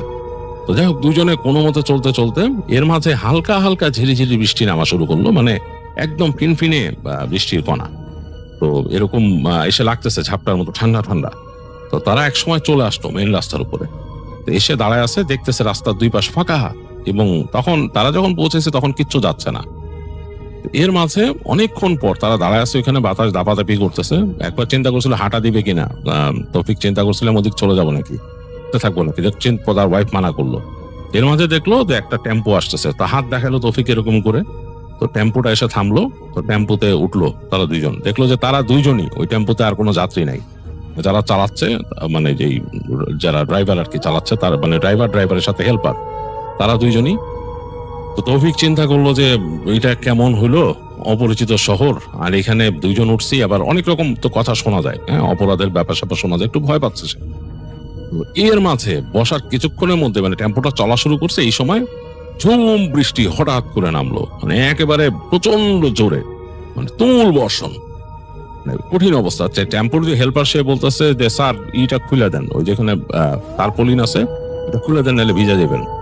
তো তৌফিকরা ওই ইটা খুলে ফেললো, তারপলিন যেটা ছিল পাশে ওইটা খুলে দিল, খুলে তাড়াতাড়ি নিজেরাই সে আর তার ওয়াইফ মিলে বাঁধলো এই পাশে, ওই পাশেরটাও খুলে বাঁধলো। তুমুল বৃষ্টি দুই পাশে বাড়ি খাচ্ছে এসে, এবং মানে বলার মতো না, এবং অন্ধকার রাস্তা, মানে ইলেকট্রিসিটি চলে গেছে, এরকম একটা অবস্থা। তো এরকম ভাবে এক সময় যে ঠিক যেই মানে যেখানে তাদের ডেস্টিনেশন, সেখানে আগে যে একটা মোড় আছে, মোড়ের ওখানে টেম্পোটা থামলো, তখন বৃষ্টি হালকা কমছে। এখন নেমে তো যেতে হবে, তো কিছু করার নাই, টেম্পো তো এরপর যাবে না। তো ওইখানে কিছুক্ষণ বসে থেকে টেম্পোটাও রাখলো। তো তারা টেম্পোর যে হেল্পার বললো স্যার তাইলে কিছুক্ষণ বসতে পারেন, বৃষ্টি থামা বন্ধ। তো কিছুক্ষণ বসে দুইজনে নামলো পরে টেম্পোর থেকে, এর মধ্যে ভাড়া টাড়া দিয়ে দিছে। তো নেমে চিন্তা হচ্ছে কই যাবে, কিচ্ছু নাই, মানে একদম দেখা যাচ্ছে রাস্তাঘাট ফাঁকা হয়ে গেছে, এবং পানি, রাস্তার মধ্যে পানি সামনের দিকে একদম, মানে বেশ বেশ পানি জমছে ওদিকে। তো দেখলো যে একটা রিক্সা আসতেছে, রিক্সাটাকে হাত দিয়ে ডাকলো, ডেকে বললো যে এরকম এরকম অমুক জায়গায়, যেখানে হোটেল ঠিক করছে ওই জায়গায়। রিক্সাওয়ালা শুনলো, শুনে বেশি ভাড়া চাইলো, বললো যে ভাই যাবো, কোনো অসুবিধা নেই। তো রিক্সাতে উঠে বসলো দুজন। উঠে বসে রিক্সা যাচ্ছে তাদেরকে নিয়ে, দেখতেছে পানি হয়ে গেছে তাদের রিক্সার যে মানে পা দানি সেই পর্যন্ত প্রায় পানি এখান দিয়ে। চলতে চলতে চলতে চলতে এক রাস্তায় নিয়ে আসলো, সেই রাস্তা দিয়ে যাচ্ছে।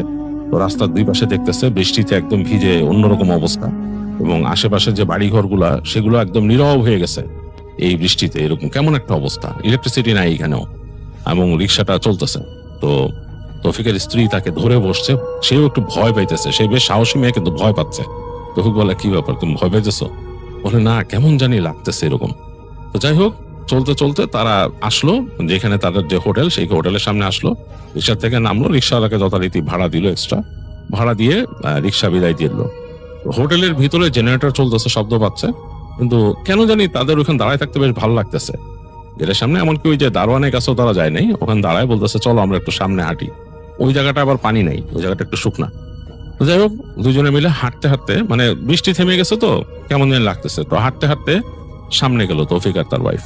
তো যে দেখতেছে যে বাঁ দিকে একটা পুকুর, একটা বড় পুকুর, পুকুরের পাড়ে অনেকগুলো গাছ একদম নুয়ে পড়ছে পুকুরের উপরে, পাশের গাছগুলা। আর পানিটা জানি কেমন টলমল টলমল করতেছে, একটু আগে বৃষ্টি হয়েছে, বোঝা যাচ্ছে টলটল করতেছে। এবং মেঘটা একটু সরে গিয়ে হালকা চাঁদের আলো পড়ছে এখানে। তো তার ওয়াইফ বলতেছে যে খুব সুন্দর লাগতেছে না পানি? বলে হ্যাঁ। তো তৌফিক আস্তে করে নিচু হয়ে দেখতেছে সামনে কতগুলো ইট রাখা এরকম। তো সে বললো, তোমার একটা জিনিস দেখাই, দেখো তুমি এটা পারো? বলে সে ওই ইটের ওখান থেকে একটা চ্যাপ্টা টাইপের ইট নিছে, অনেকটা চারার মতো আর কি। তো সে ভিজা ভিজা। তো তার ওয়াইফরা বলতেছে, দেখো আমি চারা খেলি। বলে সে এরকম করে কাট করে পানিতে মারলো পুকুরের এখানে। তো মানে স্বাভাবিকভাবেই যেটা পুকুরে হয়, পানিতে সুইং করে করে ওইটা চলে গেল সামনে চারাটা। তার ওয়াইফ বললো যে এগুলো আমারই শেখাও, তারা আমিও পারি। তো বলে সেও চারা মারলো। তো তার ওয়াইফের চারাটা যখন মারছে, তখন যেখানে পানিতে পড়লো চারাটা, তারপর পানিটা যখন নাকি ওইটা সুইং করে একবার উঠে আবার গেল, সেই সময় মনে হলো পানির মধ্যে একটা নড়াচড়া। মনে হলো মানে বেশ মানে ভারী কেউ যদি সাঁতার কাটে, মানে ভেসে উঠে আবার ডুব দেয় যেরকম, সেরকম। বাট একটা মানুষের মতো সাইজ যদি করে সেরকম একটা নাড়াচড়া এখানে ভুস করে উঠে ভুস করে এরকম করে গেল। তো তৌফিক বলে, আরে কি ব্যাপার, কি ব্যাপার, মানুষ নাকি, সাঁতার কাটে নাকি, এরকম বলতেছে। তার ওয়াইফ বললো, না না কি ব্যাপার, সে ভয় পেয়ে গেছে কাইন্ড অফ, মনে হচ্ছে তারে কেউ কিছু বলবে নাকি। তাকায় দেখতেছে পানির মধ্যে মনে হলো কেউ সাঁতরায় যাচ্ছে। সাঁতরানোটা অনেকটা কারো হাত বেঁধে দিলে যদি কেউ সাঁতরায়, মানে মাথা দিয়ে এরকম করে উঠে আবার ডুবে আবার সাঁতরায়, এরকম করে। এরকম করতে করতে এক পাড়ে গিয়ে ওটা থামলো। মনে হলো কেউ একজন থামলো, এবং ওই পাড়টার মধ্যে যেখানে সে থামছে সেই জায়গাটা বেশ অন্ধকার, ঝোপালো। এখান থেকে তৌফিক আর তার ওয়াইফ দেখতেছে। তো তারপর দেখলো মনে হয় পানির মধ্যে ভুসফুস করে পাড়ে উঠলো। পাড়ে যে উঠছে, ফিরে তাকাইছে ওখান থেকে একটা অবয়বের মতো, বুঝতেছে দূর থেকে তারা একটা মানে মানে কি বলে একটা ফিগার, মানুষের ফিগারের মতো, অন্ধকার। তাকাইছে এরকম। তাকানোর পর তারা খেয়াল করলো যে অনেকটা বিড়ালের চোখ যেরকম চলে, মানে বিড়াল যেরকম তাকাইলে অন্ধকারে মানে ফট করে জ্বলে উঠে, জাস্ট লাইক দ্যাট, ওইভাবে চোখ যেটা জ্বলে উঠছে, যেটা চোখ এক জোড়া। মানে ওইটা কি, ওরা চিন্তা হচ্ছে এটা কি। তৌফিক তাড়াতাড়ি তার ওয়াইফকে বললো, চলো এখান থেকে যাই। মানে সে ওইটারে মানে পছন্দ করে নি, সে বলে চলো তাড়াতাড়ি যাই। তো হেঁটে যাচ্ছে তারা তাড়াতাড়ি। তো বাতাস কিন্তু এর মধ্যে চলতেছে, হালকা হালকা বাতাস, যেহেতু বৃষ্টির পরবর্তী। তো তারা যখন পুকুরের এলাকাটা পার করে যাচ্ছে, মানে ওই পারে যেখানে পাড়টার মধ্যে উঠছে ওই জিনিসটা, বা মানে সেই ফিগারটা, সেই জায়গাটা তারা ক্রস করে যাবে। ওই পাড়টা চিকন পাড়, ওইখান থেকে হেঁটে গেলেই কিন্তু ওই জায়গায়, ওই যে গাছপালা যেখানে ওই জিনিসটা উঠছে, ঠিক ওই জায়গাটা তাড়াতাড়ি পার হয়ে যাবে। তো পার হওয়ার সময় হঠাৎ করে বাতাস হলো, তার ওয়াইফ বলে উফ করে উঠলো। বলে মনে হলো যে আমার মানে গরম বাতাস লাগছে আমার গায়ে, মানে প্রচন্ড গরম, এবং মনে হচ্ছে আমার চুলগুলো ছিঁড়ে দিয়ে গেছে কিছু, এখনো চলতেছে এই জায়গায় মাথার এখানে।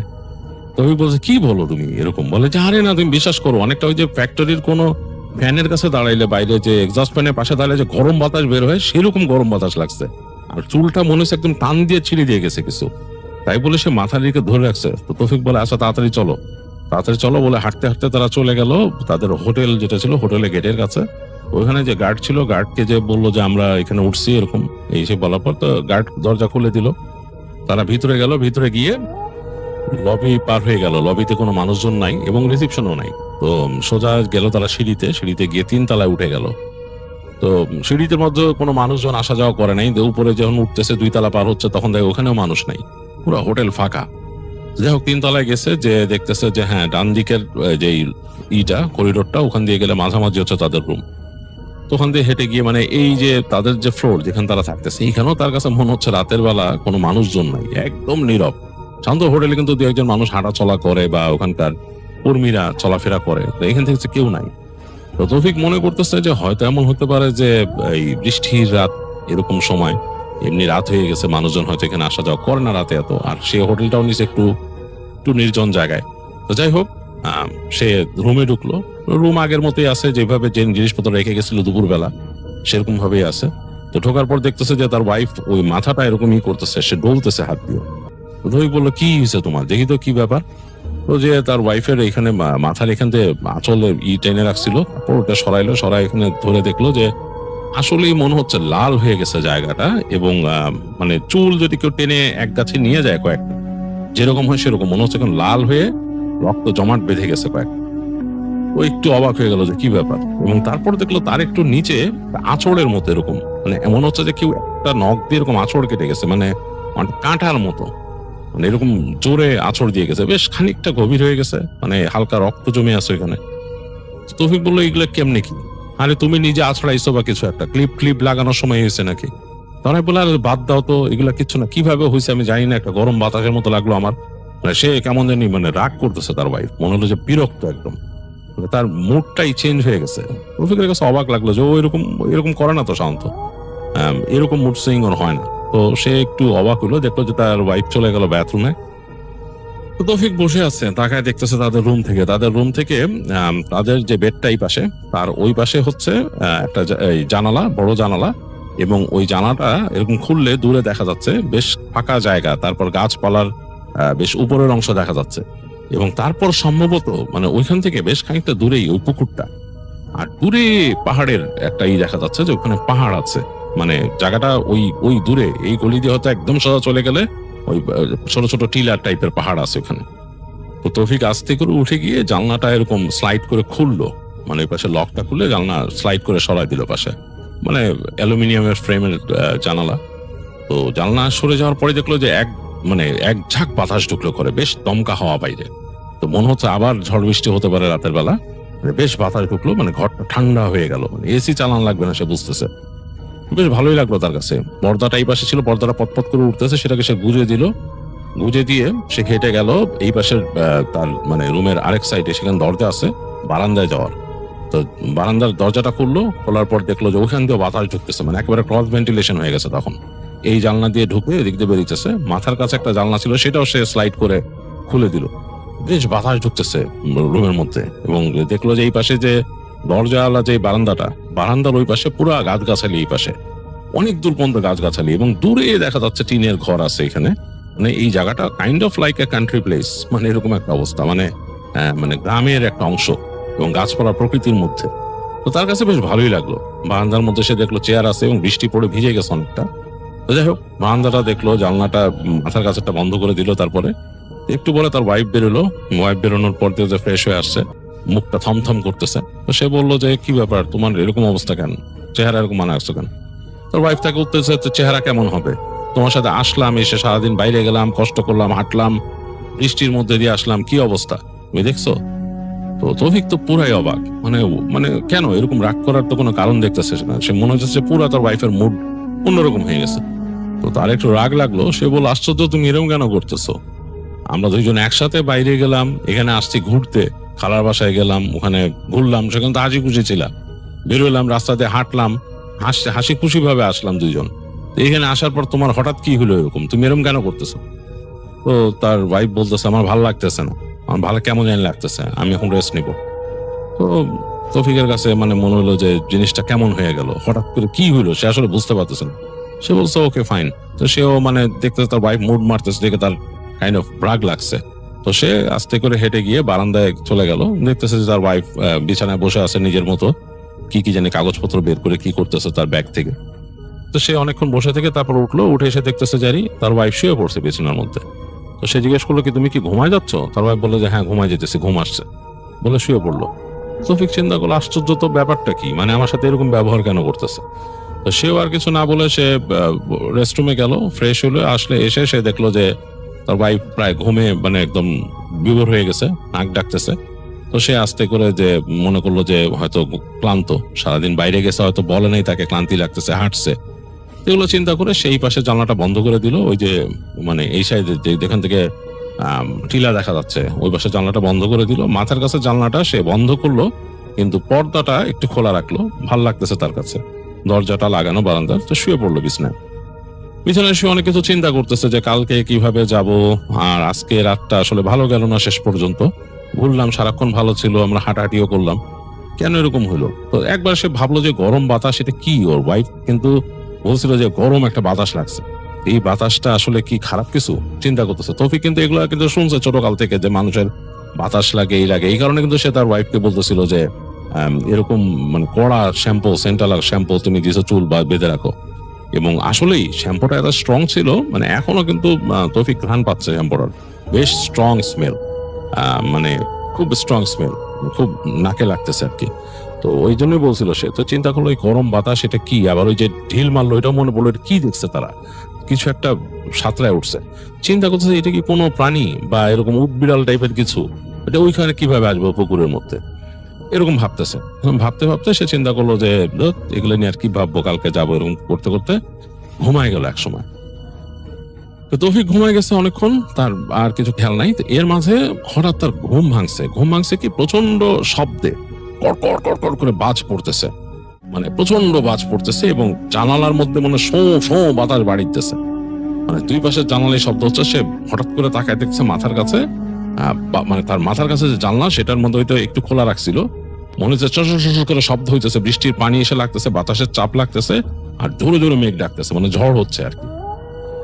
তো তৌফিক চিন্তা করলো যে ঘুম কি ঝড়ের শব্দে ভাঙলো, এই মেঘ ডাকার শব্দে ভাঙলো।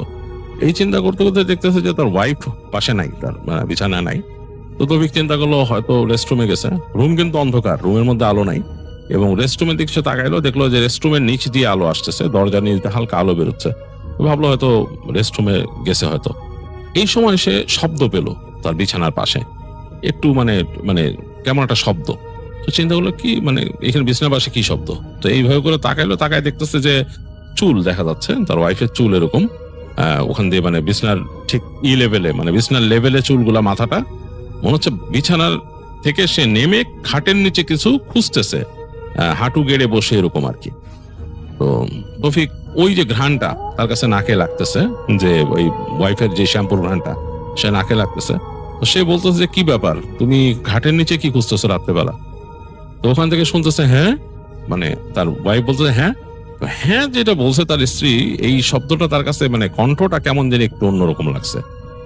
সে মনে হলো যে মানে ঠিক ওয়াইফের কণ্ঠটা এরকম না, এরকম লাগলো। তো তারপর সে বললো খাটের নিচে কি করতেছো, কি ব্যাপার এইভাবে কথা বলতেছো, কারণ আমি তো বুঝতেছি না তোমার গলা কি হচ্ছে। তো দেখলো যে তার ওয়াইফ মাথাটা তুললো খাটের নিচ থেকে, মানে খাটের নিচে তাকায় ছিল, ওখানে মাথাটা তুললো। ঘরের মধ্যে কিন্তু এই যে ঝড় হচ্ছে, ঝড়ের কারণে বারবার বাইরে বজ্রপাতের ফ্ল্যাশ হচ্ছে, মোটামুটি আলো আছে, আকাশের আলো প্লাস এই বজ্রপাতের আলো, দুইটা মিলায় কিন্তু ঘরের মধ্যে হালকা একটা আলো আধারি সৃষ্টি হয়েছে এবং ভালোই আলো দেখা যাচ্ছে।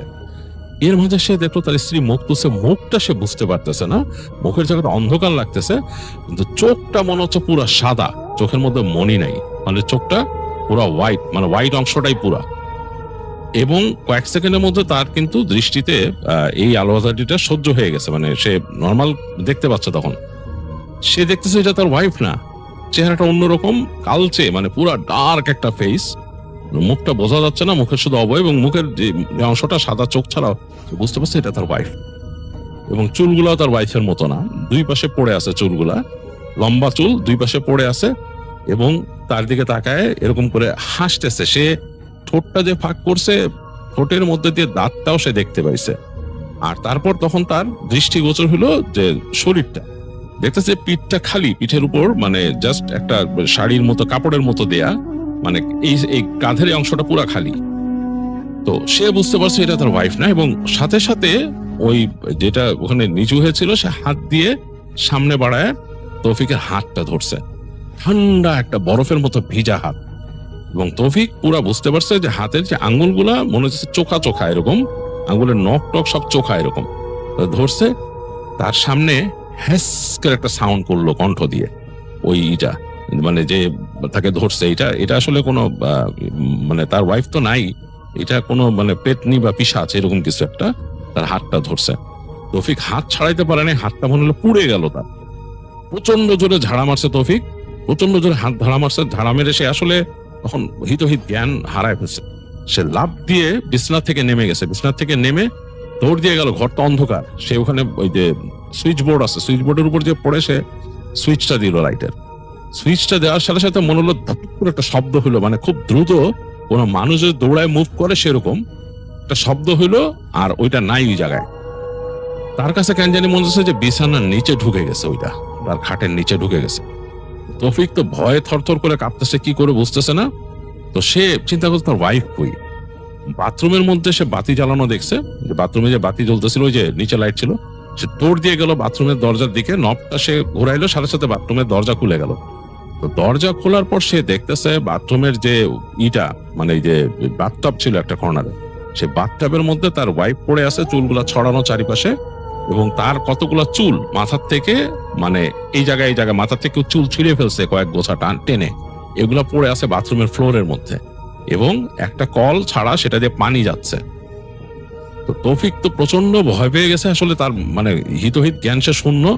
সে এক লাফ দিয়ে চলে গেল বাথটাবের কাছে, তার ওয়াইফকে টেনে সে ওখান থেকে তুললো, সে মানে জ্ঞান নাই তার।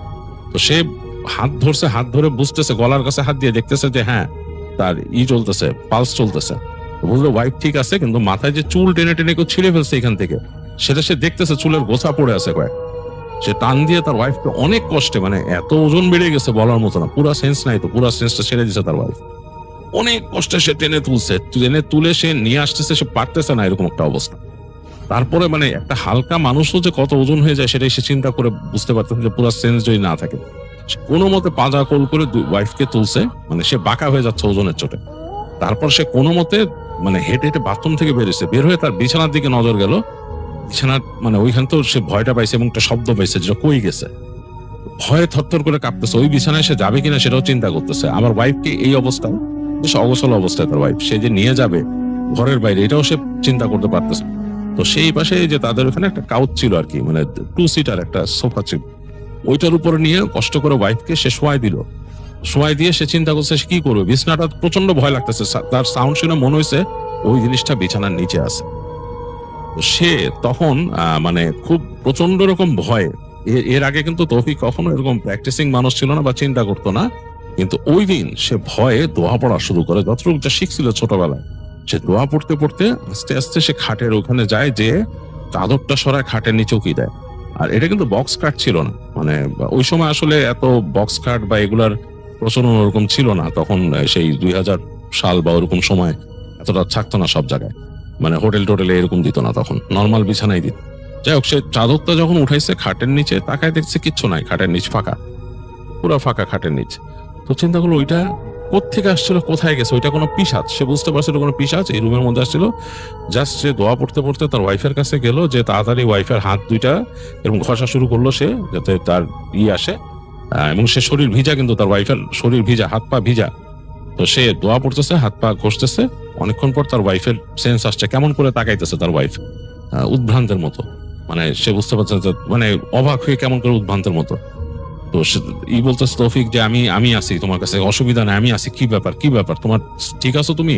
বলছে মাথায় হাত বুলাইতেছে, তার ওয়াইফ মাথার কয়েক জায়গা হাত দিয়ে ব্যথায় মুখ বিকৃত করে ফেলতেছে। তো সে তাড়াতাড়ি তার মাথায় হাত বুলাই দিল, বুলাই দিয়ে তাকে উঠায় নিয়ে আসলো, এনে বিছানায় বসাইলো। বিছানায় বসায় বলে কি হয়েছে? তো তার স্ত্রী ভয়ে একদম কুকড়ায় যাচ্ছে। তো সে বললো আমি আছি, তুমি ভয় পেও না, তুমি বলো কি হয়েছে।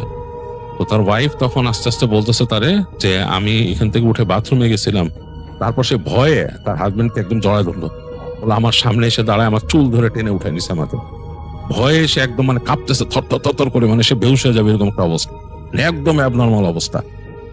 তো তৌফিক ভয় পেয়ে গেছে, তৌফিক আসলে কি করবে সে দিশা পাচ্ছে না। তো তখন সে তার হঠাৎ মনে হলো যে এখান তো ইন্টারকম আছে, সে একটা চাদর দিয়ে তার ওয়াইফকে ভালো মতো পেঁচাই দিল, বললো তুমি পেঁচাই, তুমি শো, আমি আসি, তোমার বাদ তুমি টেনশনই করো না। ওয়াইফকে পাশে শোয়ায় রেখে সে ইন্টারকমে ডায়াল করলো নিচে ওই যে রুম সার্ভিসকে। তো লোকটা ধরছে, একজন লোক ঘুম ঘুম কণ্ঠে ফোন ধরছে, বলছে আপনি একটু উপরে আসেন, আমার রুমে একটা সমস্যা হয়েছে। লোক বলছে কি সমস্যা? বলে আপনি আসেন তাড়াতাড়ি বলতেছে, মানে খুব রাগ করে বলছে তৌফিক। তো বেশ খানিকক্ষণ পরে দেখলো লোকটা আসছে, এতক্ষণ সে তার ওয়াইফের হাত ঘষতেছিল মানে উষ্ণ করার জন্য। তো লোকটা আসলো, বললো যে আপনাদের হোটেলে কি ভূত আছে? একদম সত্যি কথা বলবেন, আপনাদের সম্বন্ধে আমি শুনছি এর আগেও, মানে এটা সে একটু বাড়তি বলছে, এটুকু কিছু না। বলে যে আমার ওয়াইফকে এখানে এরকম ভাবে একটা করছিল, সত্যি কথা বলেন। তখন লোকটা বলে যে স্যার এখানে ভূত টুত এরকম জিনিস তো আসলে আমরা এরকম শুনি নাই, মানুষজন তো আছে এখানে, মানুষজন এলাকার মানুষজন তো কত কিছু এদিক ওদিক দেখে, বাট হোটেলে ভূত আছে এরকম কিছু নাই স্যার, সত্যি কথা বলতেছে আপনারা। তো সে বলে যে আমি একটু আগে আমার রুমের মধ্যে সমস্যা হয়েছে। সে তো লোকটারে বলে যে এখন কি করা যায়? লোকটা বলে কি করেন স্যার, দোয়া পড়েন, ভূত টুত দেখলে মানুষ দোয়া পড়ে, কিন্তু এইখানে আমাদের হোটেলে কিন্তু এরকম কিছু নাই, আমরা শুনি নাই। তো সে বলে যে আমি আসি স্যার, কোনো সমস্যা হলে ডাইকেন, আর কিছু লাগবে আপনাদের? তখন বললো যে পারলে আমাদের একটু কফি টফি এরকম দেন এই সেই। তো বললো স্যার আছে, রাতে ব্যবস্থা আছে, এটা আনতেছি, আমি দিয়ে যাচ্ছি, আর কোনো সমস্যা হলে আমার কল দিয়েন, আসি আমি। তো তৌফিক আর কথা বাড়ায় না, লোকটাকে চলে যেতে দেয়। তো সে তার ওয়াইফের পাশে বসে বসে দোয়া পড়ে আর হাত পাই করে দেয়, বলে যে কি হয়েছে, বলে ওয়াইফ বলছে মাথায় ব্যথা বিভিন্ন জায়গায়। তো দেখলো মাথায় হাত দিয়ে, তো তার সে বলতেছে যে তাকে এরকম চুল ধরে নাকি উঠায় নিছে। সে রেস্টরুমে গেছিল রাতের বেলা, উঠে তৌফিক কার জায়গায় নাই, সে রেস্টরুমে গেছিল এবং তাকে নাকি চুল ধরে, সে যখন বসছিল বাথরুমে হঠাৎ করে মনে হচ্ছে তার সামনে কেউ আছে এবং সে একটা কালো অবয়বের মতো দেখছে, হইতে পারে কোনো নারী বা কিছু, তার চুল ধরে নাকি তাকে টেনে ওখান থেকে উঠাইছিল, উঠায় নাকি ঝাঁকি দিয়ে তাকে ফেলছে নিয়ে ওই যে বাথটাবের মধ্যে। এবং এখানে সে তখন ভয়ে সাউন্ড করতেছিল এবং সেই সাউন্ডটা বেরোতেছিল না তার কণ্ঠ দিয়ে, এরকম মানে বলতে বোবার মতো তাকে চেপে ধরছে এবং এক সময় সে আসলে সেন্স হারায় ফেলে। তো এতটুকুই তার মনে আছে, আর মনে নাই। আর সে যখন নাকি বাইরের থেকে আসছিল তৌফিকের সাথে, ওই যে গরম বাতাস লাগছে সেটা কথা বললো, তারপর থেকে নাকি তার মাথার মধ্যে কেমন যেন লাগতেছিল, অকারণে রাগ লাগতেছিল, অনেক অনেক রাগ লাগতেছিল। তো সে মানে ভয়ে একেবারে তৌফিকের সাথে একদমই হয়ে গেছে। তৌফিক তারপর রাতের বেলা যখন মানে ওখানে কফির কথা বলছিল, একটু পরে কফি দিয়ে গেছে, রুম সার্ভিস দিছে। তো রুম সার্ভিস তখন লোকটা এনে বলতেছে, একটু বয়স্ক লোক কিন্তু, সে বলতেছে ম্যাডামরা দোয়া পড়ে ফু দেন, আপনি ম্যাডামরা দোয়া পড়ে ফু দেন। সে 3 কুলের কথা বললো, পড়ে ফু দেন আর সাথে থাকেন। স্যার আপনারা কোথা থেকে আসছেন, কোথায় গেছিলেন হোটেলে এসে? তো বলতেছে তখন ওই লোকটা যে আমি তো হোটেলে এসে রেখে আমার খালার বাসায় গেছিলাম। এসে বলে যে ওখান থেকে চলে আসছেন এখানে, বৃষ্টির মধ্যে অনেক সমস্যা, এখান থেকে হেঁটেই যে সামনে গেছিলেন আপনাদের এখানে একটু হোটেলের সামনে নামার পর। তখন লোকটা গম্ভীর হয়ে বললো যে জায়গাটা ভালো না স্যার, এই রাস্তার ওই দিক দিয়ে একদম সোজা গেলে এখানে পাহাড় স্যার, একদম দেখেন না গাছপালা বাড়িঘর নাই, একদম এই জানলা দিয়ে তাকালে তো দূরে দেখেন, শান্ত ওদিকে যাওয়াটা ঠিক না, রাতের বেলা গেছেন। তো তখন তৌফিক ওই হোটেলের লোকটাকে বলে যে সে কি দেখছিল ওইখানে, যে পুকুরের পাড়ে ওই একটা ঢিল মারছিল এরকম। তো তখন লোকটা বলে যে স্যার ওইখানে খারাপ জিনিস ছিল, ওইখানে এরকম পিচাস ছিল আর কি। তো তারা তো পিচাস বলে, পিচাস ছিল, ওইটাই ম্যাডামের কাছে আসছিল। আর এই পাহাড়ি এলাকার পিচাস কিন্তু ভালো না, আপনি ম্যাডাম রে এখান থেকে নিয়ে আপনি কোন একটা ভালো হুজুর টুজুর দেখান। হোটেলে তো আর কিছু করতে পারবেন না, হোটেলে তো আমাদের ওরকম নাই। আর এখানকার মসজিদ আছে, যাইতে পারেন, এই জায়গাতে আপনারা বেড়াইতে আসছেন, এখানে কি করবেন, আপনি তাড়াতাড়ি নিয়ে যান, আপনাদের এলাকায় নিয়ে যান, সেটাই ভালো, এরকম করে বুঝাইলো লোকটা। তো তৌফিক লোকটাকে অনেক ধন্যবাদ দিল। লোকটা বললো যে কোনো অসুবিধা নাই, আমি আসি, কোনো দরকার হলে আমার জাস্ট একটা কল দিবেন, আমি চলে আসবো, কিন্তু স্যার আমাদের হোটেলে কিন্তু এরকম কিছু নাই। হ্যাঁ হোটেলে নাই, বাট আপনি যেখানে গেছেন ওই জায়গাটা এরকম হইতে পারে। তো যাই হোক রাতটা পার করলো তৌফিক, দোয়াদুরুদ পড়ে পড়ে তার স্ত্রীকে ধরে রাখলো। ভয় লাগতেছিল অনেক। ফজরে আজান দিল, তখন ভয়টা একটু কাটছে এবং ফজরে আজান দেওয়ার পরে সে ওয়াইফকে নিয়ে একটু ঘুম পাড়ানোর চেষ্টা করছে, নিজেও ঘুমাইছে। ঘুমায় সকালবেলা ঘুম ভাঙছে, ঘুম ভাঙার পরে সে আর তখন ইস্টে যায় না, ওখান থেকে সে আর কক্সবাজার যায়নি, সে ঢাকায় ফিরে আসছে ওয়াইফকে নিয়ে, সাথে সাথে বাসের টিকিট কেটে ঢাকায় ফিরে আসছে। তো ঢাকায় ফেরার পরে সে তখন চিকিৎসা করেছিল তাদের এলাকার মসজিদ আছে এখানে, সে মসজিদের ইমাম সাহেবের সাথে দেখা করে বলছিল যে এই হয়েছে। তো মসজিদের ইমাম সাহেব তখন তাকে বলে, মুরাকাবা করে তারপর বলে যে তোমরা যে ওখানে গেছিলা পুকুরের মধ্যে যখন ঢিল মারছো তখন এরকম হয়েছে না? বলে হ্যাঁ, ওইখানে ওই জিনিস থাকে, ওই পুকুরের ওইখানে, ওইটা একটা খারাপ জিনিস ওখানে থাকে। তোমরা যখন রাত্রেবেলা ওইখান দিয়ে দাঁড়াইছিলা তখন কোনোভাবে তাকে আকৃষ্ট করছো, হতে পারে তোমাদের কথাবার্তায়, বা তোমরা কি কোনো সুগন্ধি ব্যবহার করছিলা? তো তখন তৌফিক বলে যে জি হুজুর, সুগন্ধি তো ছিল কম বেশি। বলে হ্যাঁ, ওই সুগন্ধিতে সে আকৃষ্ট হয়েছিল এবং আশপাশ দিয়ে ঘুরতেছিল তোমাদের, এবং তার ইচ্ছা ছিল তোমাদের মানে তোমাদেরকে কিছু একটা মানে সে করবে, তোমাদের সাথে একটা কিছু করবে সে, এরকম সেইভাবে চিন্তা করতেছিল। এই সময়ে তোমরা যে ওই যে বলছো যে ইট মারছো, ওই ইট মনে হয় যে ওর গায়ে লাগছে, এই লাগার পরে তার রাগ আরো উঠে গেছে এবং সে তোমরা ওখান থেকে সরার সময় তোমার ওয়াইফকে স্পর্শ করে গেছে, তোমার স্ত্রীকে স্পর্শ করে গেছে, এবং সে তখনই চেষ্টা করছিল তোমার স্ত্রীকে সে করতে, আসর করতে, এবং সে আসরের প্রভাব তখনই সে শুরু করে দিয়েছিল। এবং রাত্রেবেলা যখন ওই যে বাথরুমে তোমার স্ত্রী গেছিল তখনই সে তাকে আসর করে এবং ওই যে তোমার স্ত্রীর কাছ থেকে সুগন্ধি পাইছে এবং তার জন্য তার ভিতরে হিংসা ছিল। এটা একটা মেয়ে, এটা একটা মানে খারাপ জিনিসের মধ্যে মেয়ে জিন আর কি, মেয়ে বদ জিন। তো সে এর জন্য তোমার স্ত্রীকে ক্ষতি করতে চাইছিল, এই যে চুল টুল ছিঁড়ে ফেলছে যে এই কারণে। তো তখন বলে যে তৌফিক বলতেছে যে হ্যাঁ হুজুর এরকম, আমি অনেক চুল পড়া দেখছি এখানে। বলে যে হ্যাঁ যাই হোক, তুমি এগুলাই করো না, আর এরকম ভাবে এই সুন্দর করে ঘ্রাণ দিয়ে রাতের বেলা মেয়েদের এরকম চলা ঠিক না, নিষেধ। এরকম সুগন্ধি ব্যবহার করে রাতের বেলা এরকম ঘোরাঘুরি করাটা ঠিক না, এইসব খারাপ জিনিসের চোখ পড়ে। আর চুল হচ্ছে একটা মাধ্যম যেটা দিয়ে তারা প্রবেশ করে মানুষের শরীরে। চুল একটা, হাতের নখ একটা, হ্যাঁ নখ চুল, এগুলোর মধ্যে দিয়ে তারা প্রবেশ করে, নাক দিয়েও প্রবেশ করে। এর জন্য উজু করে থাকা বেটার। তো যাই হোক, হুজুর এগুলো বলে বোঝায় তাদেরকে উজু হালতে থাকা, চুলটাকে বেঁধে রাখা, ঢেকে রাখা, তারপর সুগন্ধি রাতের বেলা এরকম ব্যবহার করে চলাফেরা না করা, রাতের বেলা কোনো এরকম ওয়াইল্ড জায়গায়, পুকুর বা এরকম জায়গায় যে ঘোরাফেরা না করা, অকারণে ঢিল না মারা বা গরম পানি ফেলে না দেওয়া। অনেকে আছে যে পুরুষ মানুষ যে রাস্তার এদিক ওদিক জল বিয়োগ করতে যায়, এটাও এইসব সবকিছু মানা করে। তখন হুজুর বলে যেগুলো করো না। আর উনি পানি পড়ে দেন, পানিতে ফু দিয়ে দেন, বলে যে এই পানিটা খাওয়াও তোমার স্ত্রীকে, বাসায় জমজমের পানি থাকলে ওটার সাথে মিলায় খাওয়াও, আর দোয়া পড়ো বাসার মধ্যে দোয়া দুরুদ পড়ো, সূরা বাকারা তেলাওয়াত করো, এবং আরো বলে 3 কুল পড়ে ফু দিও, রাতের বেলা ঘুমানোর সময় পড়ে 3 কুল পড়ে 3বার করে 3 কুল পড়ে ফু দিবা 2 হাতের মধ্যে, তারপর সারা শরীরে মাসেও করে ঘুমাবা, আয়াতুল কুরসি পড়বা। এগুলা বলে রফিককে বিদায় দেয় হুজুর। আর রফিক এগুলা শুনে আসে এবং বাসায় এগুলো প্র্যাকটিস করে। তো রফিকের ওয়াইফ ভয় পেত, তখন বেশ ভয় পেত। তাদের বাড়িটা একটু খোলামেলা জায়গায় ছিল এবং সেখানে তারা বেশ মানে চলাফেরা করতে ভয় পেত। বেশ বড় বাড়ি তো, বারান্দা থেকে এই বারান্দা থেকে ওই বারান্দা যেতে ভয় পেত। রাতের বেলা ছাদে তো তারা দুজন আগে হাঁটাহাঁটি করতে, এটাও বন্ধ হয়ে গেল তাদের। বাট আস্তে আস্তে জিনিসটা আবার নর্মাল হয়েছিল, তারা অনেক কিছু মেনটেন করে চলতো। এবং এত বছর পরেও রফিক এখনো, তাদের বাচ্চা কাচ্চা আছে, এখনো তারা এগুলো মেনটেন করে চলে, বাচ্চাদেরকেও মেনটেন করায়, এইভাবেই তারা চলে। তো যাই হোক, এই ছিল তৌফিক কামালের ঘটনা।